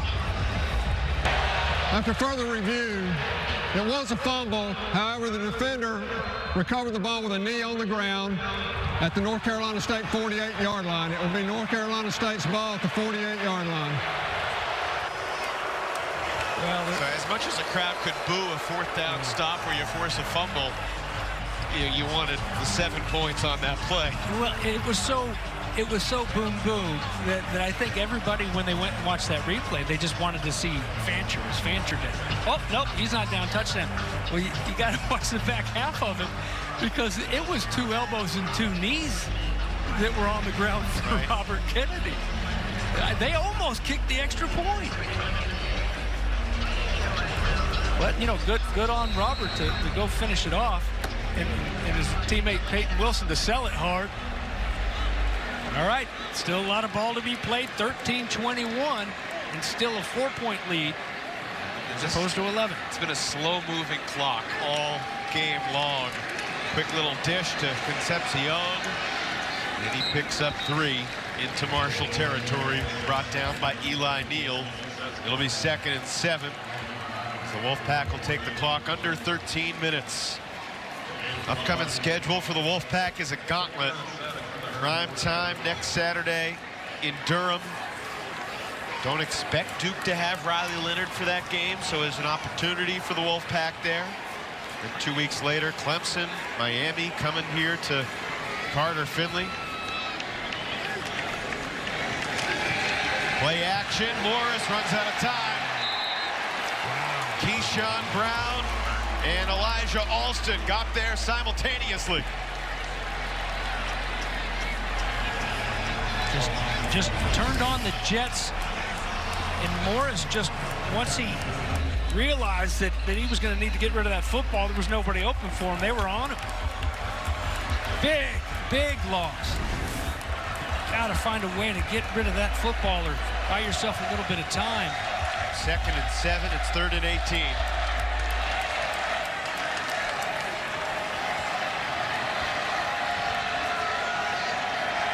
Be careful with the football here, MJ.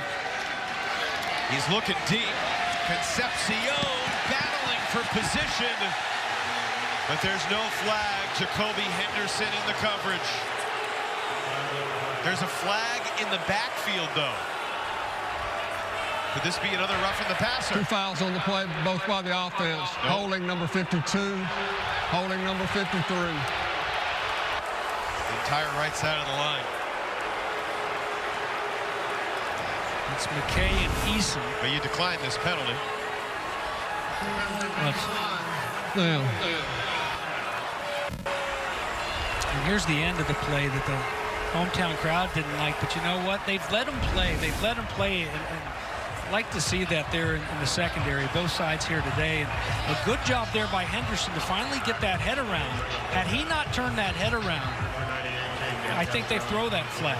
Runs in the family. Jacoby Henderson's cousin, former Louisville Cardinal Jair Alexander, now the Green Bay Packers in the NFL. Well, those Cards got a big one tonight. Yes, they do.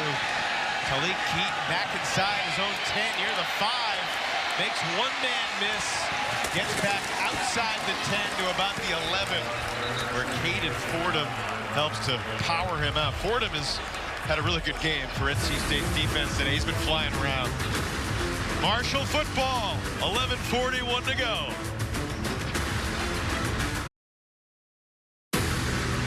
Next Saturday, ACC football in the CW features 25-ranked Louisville and Pittsburgh in the Steel City. Cardinals, Panthers, Saturday at 6:30. Obviously, NC State down 10-0 at the half 8 days ago here. Came from behind. 5-0 for the first time since 2013 when they were in the Big East Conference. Coach Brom has done a nice job through his first couple months back home, indeed. 4-point game. Fancher back to work. That slant play has been there all day long, and this time it's Caleb Coombs for about 10 yards. May just be a hair short of the first down. Gonna give him 9.5. So 2nd and short. Got the whole playbook available on 2nd and short, right, Pates? Yeah, right here. Maybe try to take a shot right here. Payne motions out of the backfield. Pressure coming. Fancher escapes a massive loss, but he still loses 4. Wow. It's the 6th sack of the day for NC State's defense. You know what? That's absolutely what they did. They tried to take a deep shot. Hey, this is a throwaway ball if they're covered on 2nd down and 1. But you know what? Tony Gibson had the same idea. If that's what they're going to do, we're going to bring some pressure. So rather than a 3rd down and 1, recovers the bobbled snap down the sideline and incomplete. Payne had stepped out of bounds, it looks like, anyway, because the official on the sideline lost his hat. Aiden White in the coverage, and it's 4th down, and the punt unit coming on.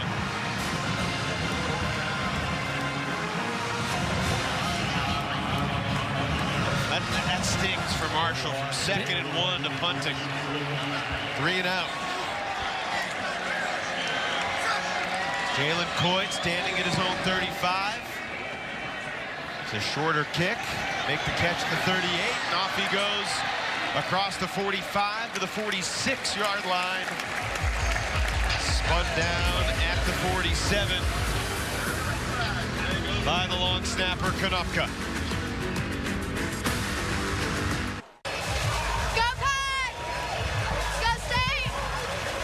Well, the outcome still very much in doubt here with 10:19 to go. Sixth all-time meeting between NC State and Marshall. Dave Doran looking for his 99th career win as a head football coach. He's 2 away from tying the all-time NC State record. The second longest tenured coach in NC State history as Casey Concepcion begins this possession with an explosive play.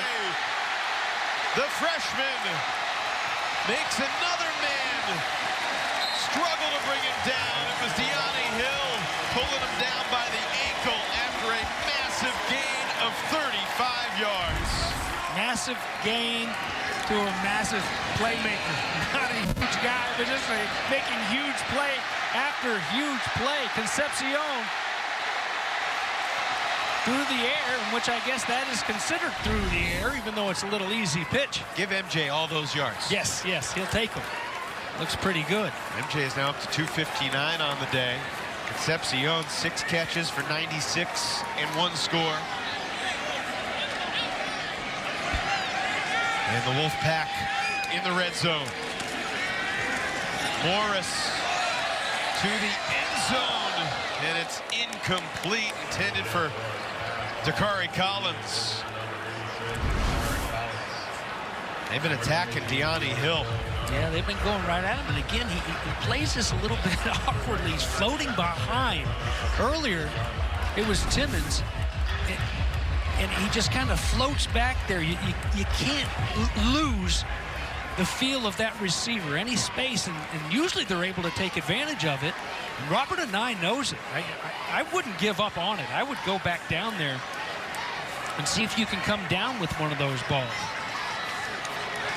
Wasn't calling plays that would be different today. It'd be the structure of the game plan for Robert Anai with the new quarterback as Delbert Mims barges down to the 5. Sets up first and goal. You said it earlier, Evan. The big man, just when you think he's just going to be just a bulldozer, he turns into a little Ferrari with some of those spins.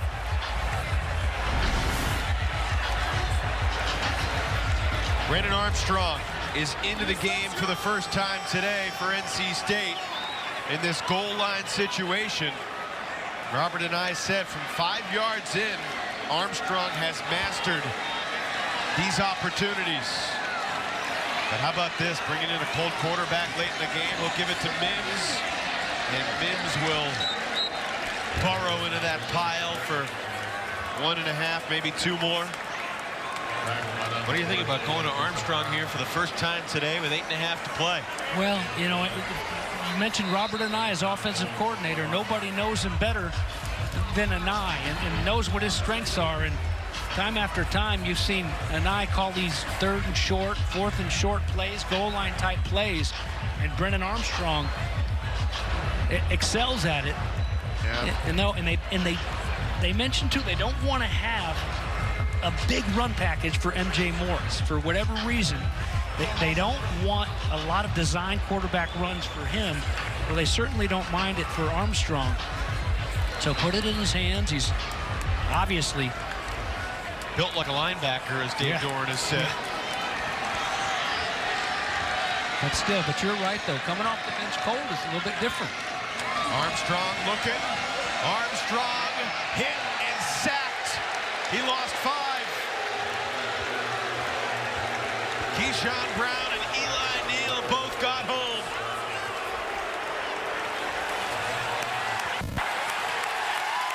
Was that the first sack? Was that the? And here comes MJ back into the game.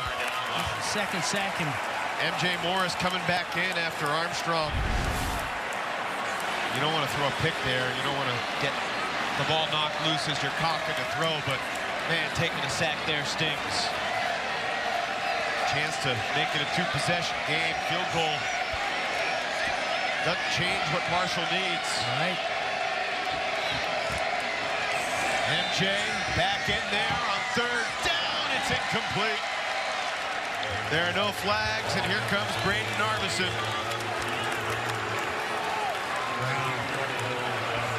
Wow, 1st and goal from the 5.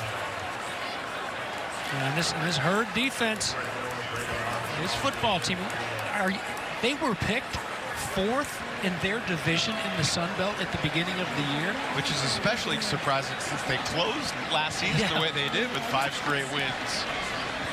They got a huge game next week at Georgia State, and then the Thursday after that against James Madison, who's still trying to make their way into FBS. They're undefeated. Narvison from 27 makes it a 7-point game. Just over 7 minutes to play. Marshall Thundering Herd still aren't done yet.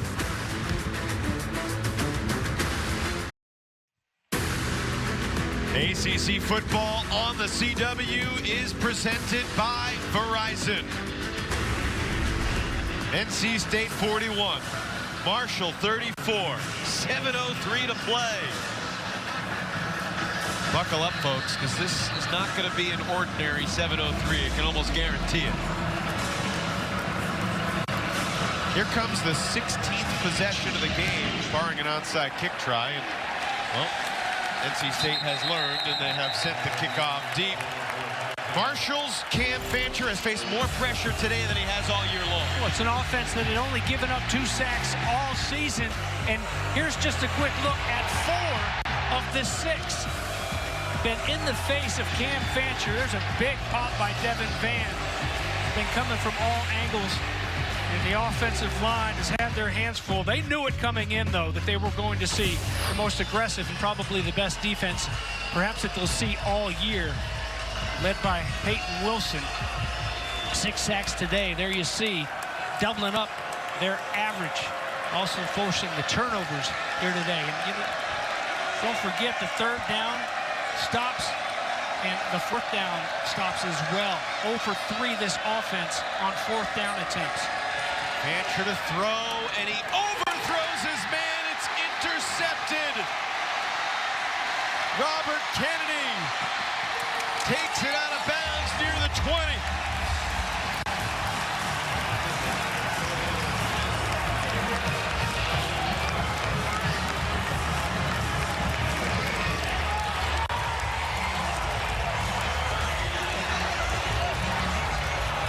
Not what Charles Huff wanted to see right there, a quarterback that has been so accurate 2 times this year. Late flag here, James. Oh. After the runner was out of bounds, it's an unsportsmanlike conduct, number 52 on the passing team. The penalty will be half of this should have gone. That's number 52's first unsportsmanlike conduct foul. First down. Intended for Mason Pierce, the 5'6" junior from Texas. Well, it wasn't a pressure that caused that errant throw. It was a tough one with an underneath defender. He had to get it up over his head and drop it into that bucket, but just a little bit too strong and no touch on it. And Fancher, well, just back to last week, the come from behind win. Went 29 of 35 passing, 278 yards and 2 touchdowns. And now that defense is right back out there. First and goal from the 9. Morris pulled down to the 8. Jacorian Anderson with the tackle there.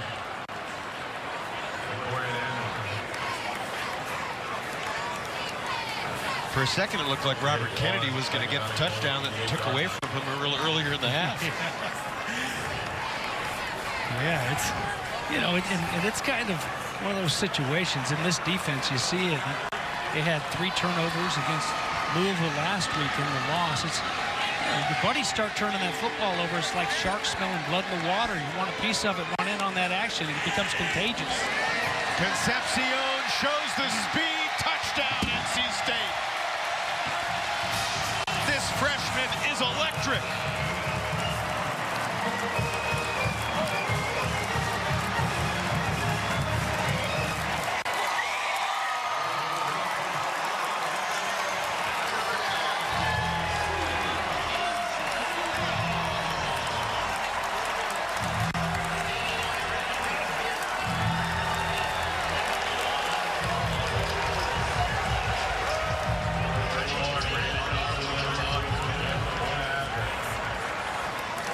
You see now why they're making such an effort to get the football in this guy's hands and not just throwing it to him, but on those jet sweeps. He just turns on those jets, and good luck. And Narveson with NC State's 48th point of the day.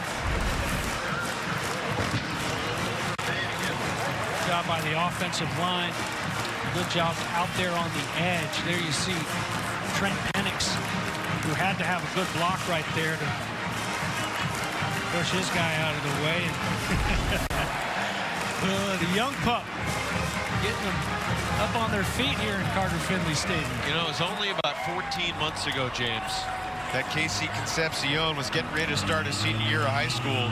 A guy that had 20 D1 offers, and he was down to the final 2. He was going to be a Tar Heel, or he was going to be a member of the NC State Wolfpack, and obviously you know what decision he made, and Dave Doran's happy he did. Wow, from Chambers High School in Charlotte.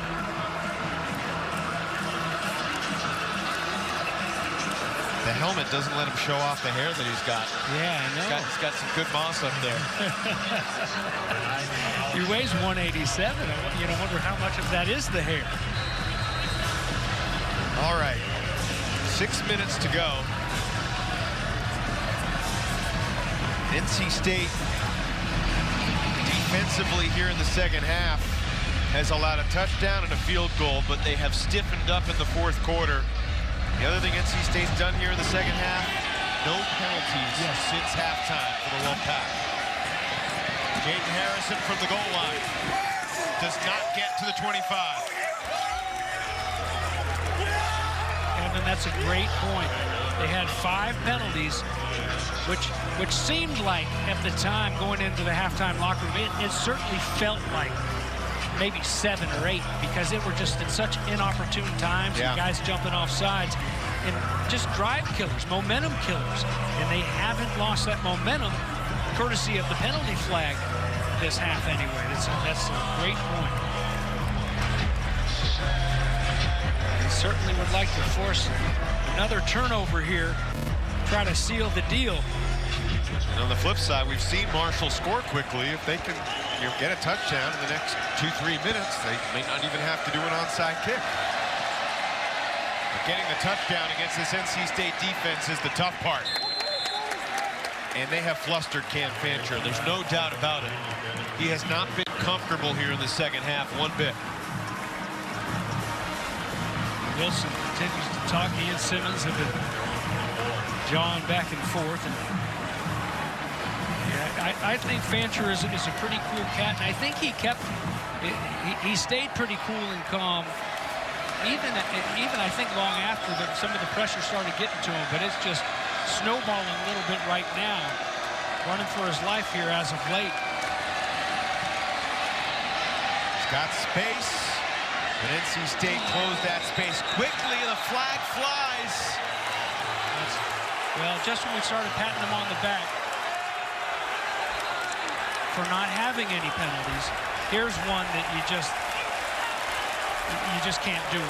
When the quarterback goes to slide, he drops that backside, he gives himself up, he's done. He's done. You know how many times in practice these guys are reminded of that. Jalen Scott is just now remembering, I think, because Fancher's going to give himself up right here, and he's done. And maybe going back and looking at it, I don't think they can't take away the penalty. Now, if they would have called it targeting on the field, then they could have taken that away, or they could add. Let's hear Jeff Flanagan. 2 fouls on the play, 1 by each team. Personal foul, number 2 on the defense,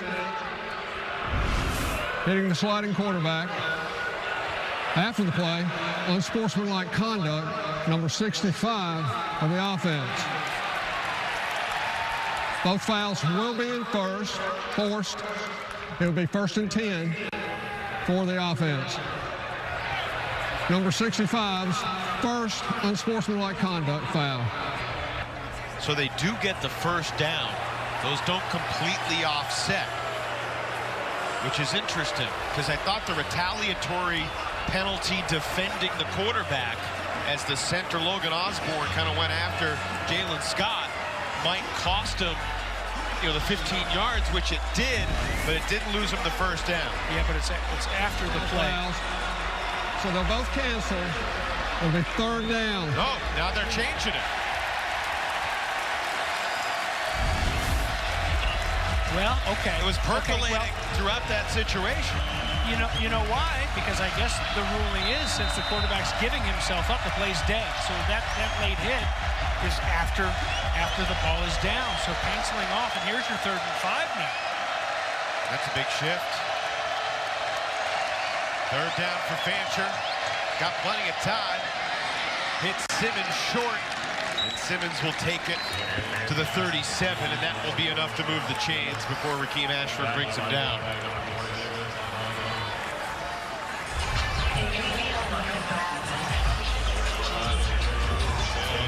It went from being 1st and 10 to 3rd and 5. Not much NC State pressure on Fancher there. Only rushing 3 here, dropping 8. And underneath, it's dropped by Ethan Payne. And NC State is fine with Marshall taking some short passes here and letting the clock tick. Clock does stop on the incompletion with 5:04 to go.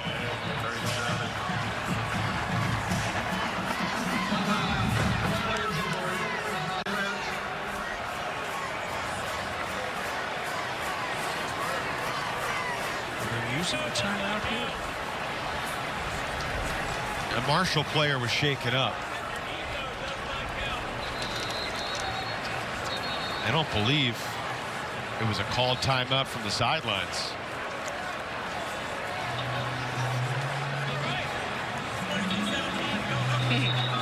So why not?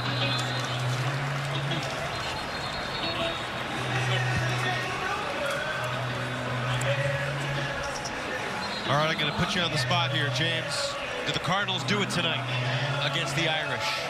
I'm going to say yes. I certainly hope so, because like I said, I'd love to see an undefeated Louisville Cardinal team coming into town next week. I think they got to have a little bit better quarterback play out of Plummer.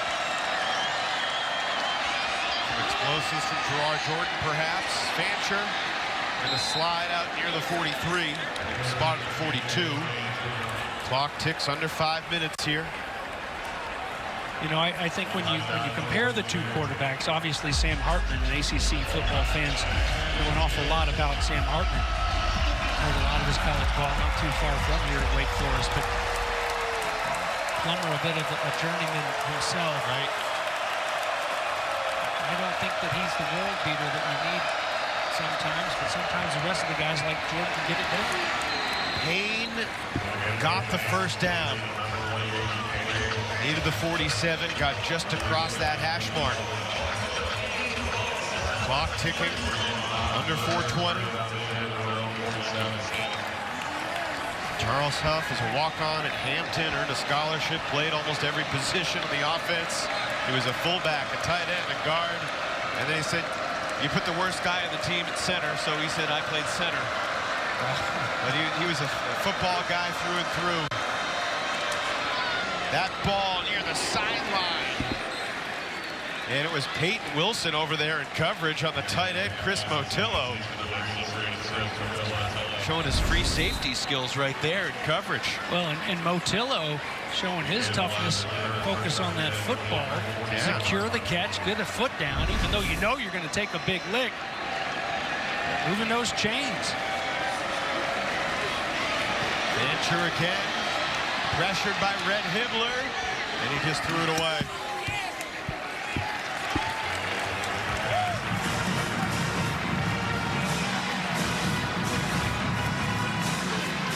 Hibbler from Louisville, Mississippi, but I'll bet you the way things go, you know, it's you say Louisville up in Louisville, Kentucky, and they'll get on you, but I'll bet you it's not pronounced that way. Something tells me down in Mississippi. In Louisville High School, New Mississippi Community College before coming here. Yeah. Flags on Marshall. False start. Offense number 51. 5-yard penalty, second down. It's fun listening to Dave Doran talk about the few junior college guys that have went straight from junior college to the ACC, and just how appreciative and grateful those guys are. Because you go from a junior college program where you don't have a whole lot, and then just all the amenities that an ACC team has, they're just grateful to be a part of it. I'd like to add to that after this second down snap here. Fancher completes it across the middle. It's Caleb Coombs. Another first down for the Thundering Herd near the 30. Going to make it interesting, aren't they? You know, on the other sideline, Charles Huff, remember, was telling us that Group of 5 schools, when they go on the road, things get a lot easier for them because everything's in one building, not spread out all over the city. Uh-oh. Fancher looking to the end zone. Incomplete. Great coverage by Shaheem Battle to knock it away from Talik Keaton. Evan, Shaheem Battle does such a good job here. He's beaten. Keaton has a couple steps on him. He doesn't give up. He doesn't peek. He puts his head down, and he just runs as hard as he can. When those hands go up, boom, rips right through those wrists, just like he's taught. That's good. That's good play right there. That's excellent cornerback play.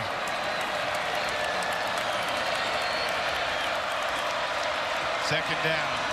Fancher takes off to the 25, to the 24. It'll be 3rd and 3.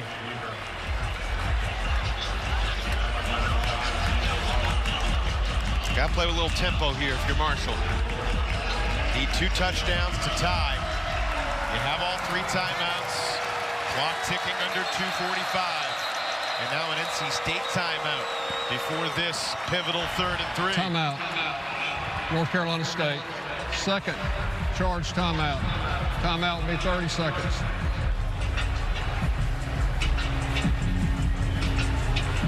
Look, I think if you said to Dave Doran before the day, you're going to score 48 points, you would have thought you'd be playing the backups here in this 4th quarter, but Marshall has stayed with them. It's not an easy schedule. I mean, the toughest games are probably on the road, but on the road, nothing's guaranteed. Right. Right. You know, you mentioned Riley Leonard with that high ankle sprain probably isn't going to be available there next weekend. Meant to say the easiest games are probably on the road, but nothing guaranteed. Right. Clemson, Miami, and Carolina, those are 3 tough teams coming here to Carter-Finley. It's a good home schedule for the season ticket holders. I'll say. We got the Textile Bowl coming up in a couple weeks. Clemson Tigers come to town. And, hey, this is still anybody's game here. NC State with 2 losses, but one of those is to Notre Dame. So after that timeout, go ahead and talk things over. Make sure they don't give up a quick strike touchdown. Here's your 3rd and short now. 3-man rush. Fancher. A little off the mark with the throw, but a diving catch by Mason Pierce to move the chains. The Herd hurry to the line. 1st and 10 from the 17. 2:25 to play. What do we got? Another time. Running on the field was a completed pass. That play is under further review. Did Pierce get it?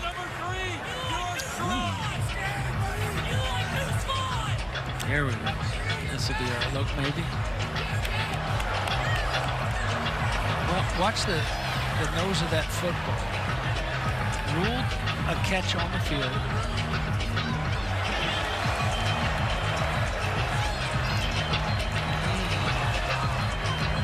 Close. It's tough because that right hand seems to stay under it. Yeah. You can see why they want to take a look at it. But I don't know from those 3 shots, quick look at him, that you can turn it over. Can't say he definitely didn't catch it. Like, correct. He probably used the ground a little bit to help, but it's... Well, in the ball it's allowed to hit the ground. You know, it's... You know, and they're watching to see if it's secured and if there's any movement. Here's one more look, maybe. After further review, the ruling on the field stands. And that's what they're looking at. You like picture-in-picture, James? I need, just give me one. That's a little bit too busy.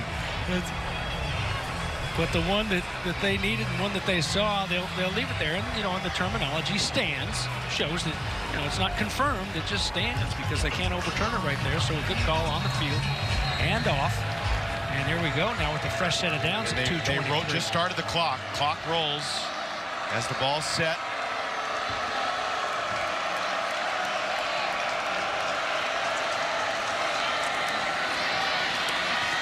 Oh, what a tackle by Peyton Wilson.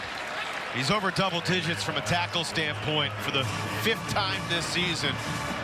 That's his 14th tackle of the day. Just showing off the speed, the will. And there's an NC State Wolfpack, bottom of the screen. Timeout. It's Boykin. Injured player on the defense. Boykin is coming off of that injury where he missed some time, and he's been in and out of this game throughout the day. And yeah, they call him the glue guy in the backfield, the son of the high school coach who just plays with a football IQ back there that they really like to have.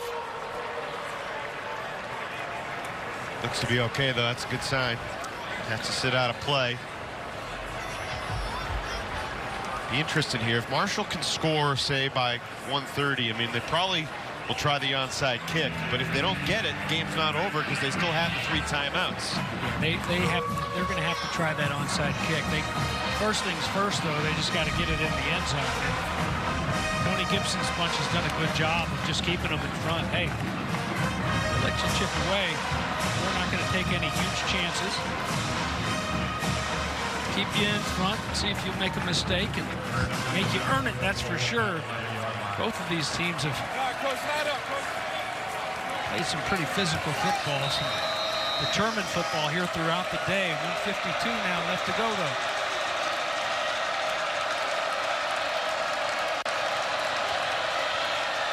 Second down and 4 from the 11. Fancher's throw never had a chance. Clock stops with 1:38 remaining.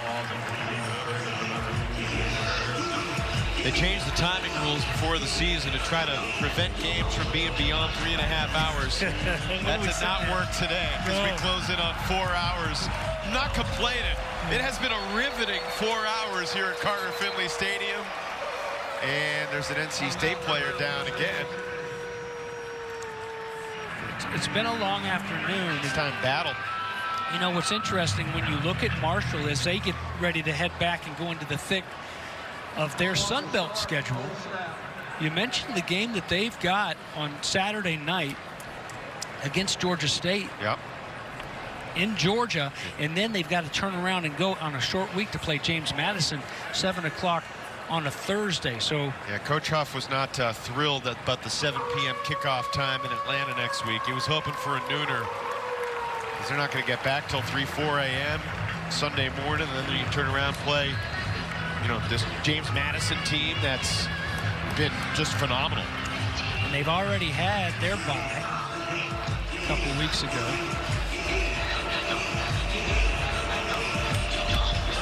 Is that guy's head small or his hat big? Hard to tell. It was like Lloyd Christmas when he only gets the essentials. I got robbed by a little old lady and I didn't see it coming. Well, Marshall still has a chance. Not a huge chance, but they still have a chance. Fancher throws low. And it's 4th and 4. Yeah, just a quarterback who relies on that rhythm and just getting into that groove, and has been so good at it throughout this season. Very accurate, rolling out those short routes and being very successful with it. And he was here early on in this game. He's just lost a little bit of that tempo, a little bit of that groove. 0 for 3 on 4th down here, Evan. See if they can make it 4. They need 4 to keep the drive going. There's a flag, and they'll blow the play dead. False start. How about 4th and 9? False start. Offense number 55. 5-yard penalty. 4th down.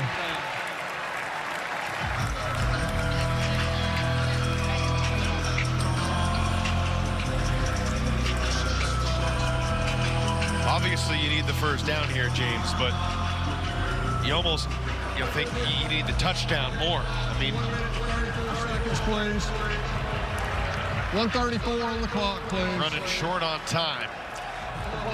Well, they with the 3 timeouts that they've kept there in their back pocket, they just got to stay alive first and foremost. Whether it's first down or a touchdown here, ideally, they'd like to put it in the paint. Fancher under pressure, flips it up. It's a touchdown for Caleb Coombs. Don't change that channel quite yet. Wow. How about the grittiness of Fancher? Here comes the pressure right in his face. He stands in there strong, long enough for Coombs to separate. Peyton Wilson just coming from all around him, just standing in there tall and strong and dropping it right in there nicely for Coombs. A little tiny bobble there, but not enough to really scare Marshall fans too much. 16 plays, 76 yards, 4.5 minutes. And it's a 7-point game with 89 seconds left. What a game.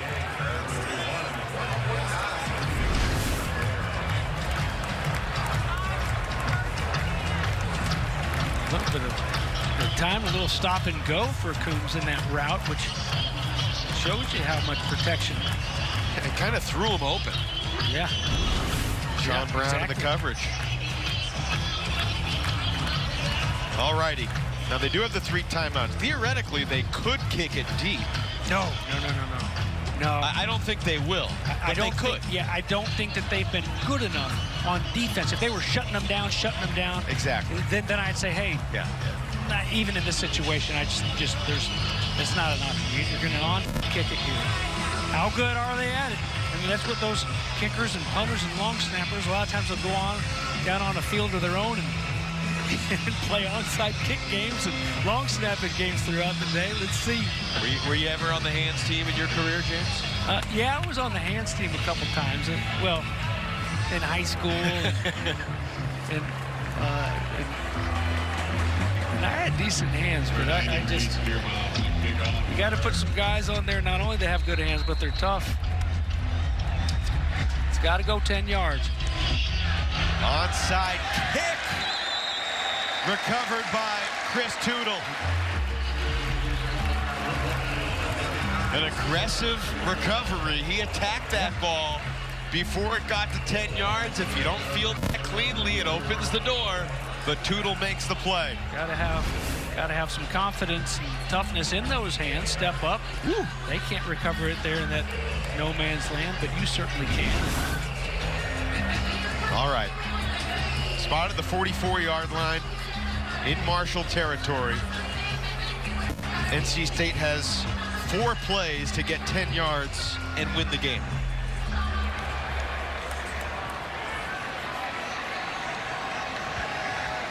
Confusion with the Marshall defensive alignment. Delbert Mims runs into the pack. Quick timeout for Charles Huff. $1:23 remaining.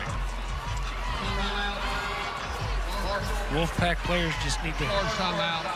30-second timeout. Make sure they double secure with that football, wrap it up, because that second guy in, and they come trying to rip that football away and pull off a little bit of a miracle here. I know if you're Dave Doeren, you're confident in your defense. But Marshall scored 41 points today. And even if you give them the ball back inside the 10 with a minute to go, that's still a scary predicament for the Wolfpack. Look at these quarterbacks today. First start of the season for M.J. Morris.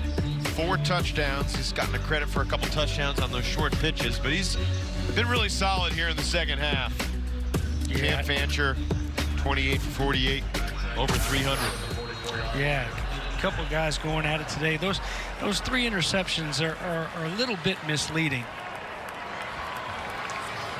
But I think the only number they're worried about is a 1 in the win column. Delbert Mims to the outside. There are flags down.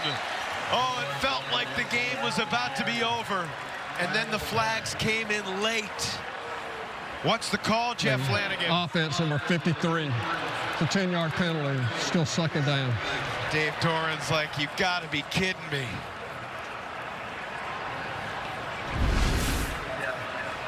It's getting up and going, the big puller right here, and oh wow, right out in the open. Derek Eason, that's his second holding call on the afternoon. Bring it way back, won't they? Still second down, but it's second and very long right now. 1:17 to go. Still 2 timeouts for Marshall. You know the ball's going to stay on the ground. They keep it with Mims, and he runs right into Kerryon Martin. Timeout stops the clock with 1:10 remaining.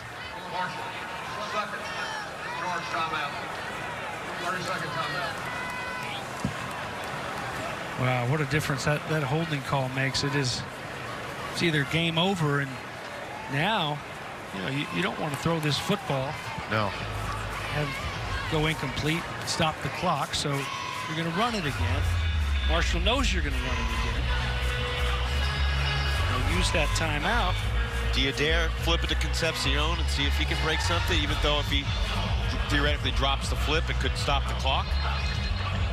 It's a high percentage pass. Well, it is, or I mean, even on a, and it's a good idea, because if it's one guy that can possibly get outside and get that corner turn, because otherwise, even with Mims and his shiftiness, you just can't get too fancy.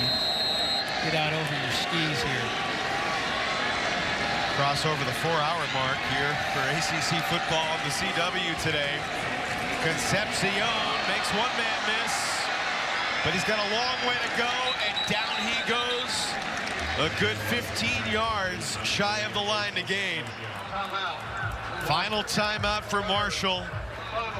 Caden Noonkester will presumably punt it away, and we'll see how deep he can pin the Herd back with under a minute to go. Hey, nice call there, partner. You and I on the same wavelength there. You a surfer as well? Do you surf there, Waikiki? In my dreams, I do. That's adorable. Oh, wow, look at that. That's cute. She's enjoying it.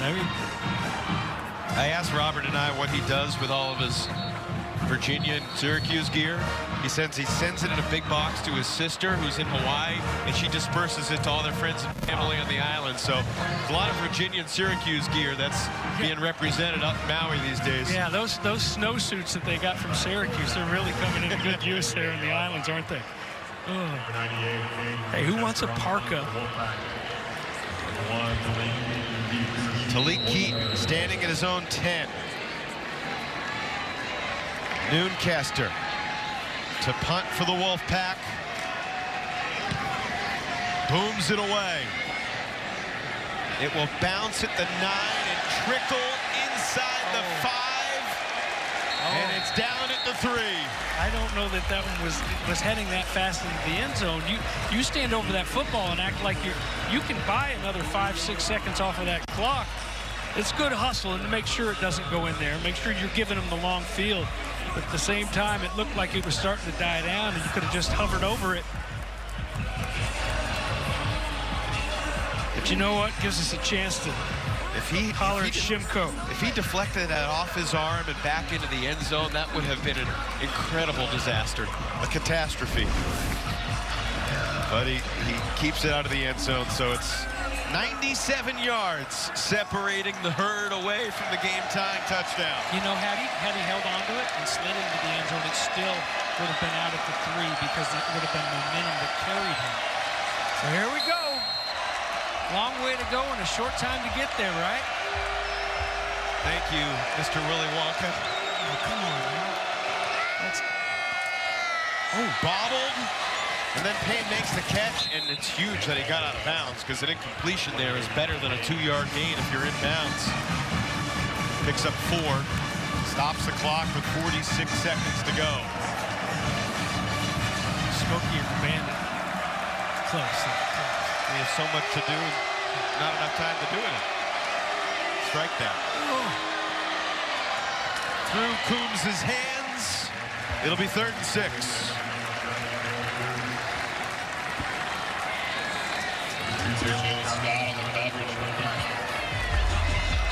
You know, and they not only have they not had a lot of success in completing the deep ball, they just don't have the blazers who can just, you know, with fear. And obviously in this situation, you're going to play soft way deep in this safe prevent defense, but they can just run by everybody. Only a 3-man rush. Fancher taking it to the perimeter, and he has to go out of bounds.